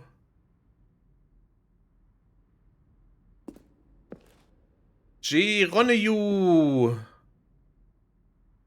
Oh. Dann halt nicht. Huch. But there is something we can do. Something we can do together, you and I, that will right this terrible wrong. Was? Let Stanley die. Let him be crushed by the machine. Don't reset the game. Don't give him another opportunity to run off with another beautiful bucket. We can save the world's buckets from their treatment as tools and implements if only we let Stanley die together. The bucket Junges should Fräulein, take his ganz place ruhig. as ruler, as leader, as commander of a new world, a new vision.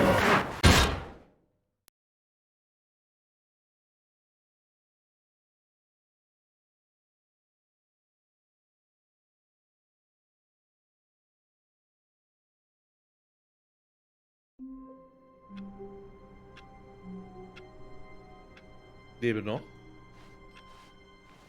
How long was I sitting there? Stanley wondered to himself. Äh. Minutes? Days? Centuries? Did something crucial happen while my senses were turned? He made a note to be more careful with time from now on. Ich würd sagen, bevor wir wieder die nächste 2-Stunden-Route anfangen, aus Versehen, wir machen mal Schluss für heute, oder? Ich glaube, das ist ganz okay. Genug gestanlayt und gepalabert mit der Parabel. Erstmal für heute, denke ich mir. Wir können uns noch einmal angucken beim nächsten Mal. Mal gucken, ob wir noch ein paar neue Sachen finden. Mit dem Eimer finden wir auf jeden Fall seltsame Sachen. Wir müssen auf jeden Fall nochmal durch die blaue Tür gehen. Und ich frage mich, ob die Linie, ich weiß nicht mehr, wie man die Linie bekommt. Vielleicht bekommen wir die auch gar nicht mehr, weil wir hier schon mal durchgelaufen sind. Naja. Ja, wir machen beim...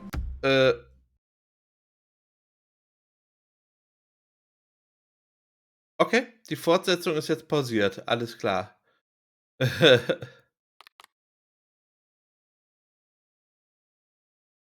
Ja. Wir gehen zurück. Es steht da wirklich so, Stanley Parable 2. Äh, und gehen zum Desktop zurück und so, doch, doch, die bekommt man irgendwie.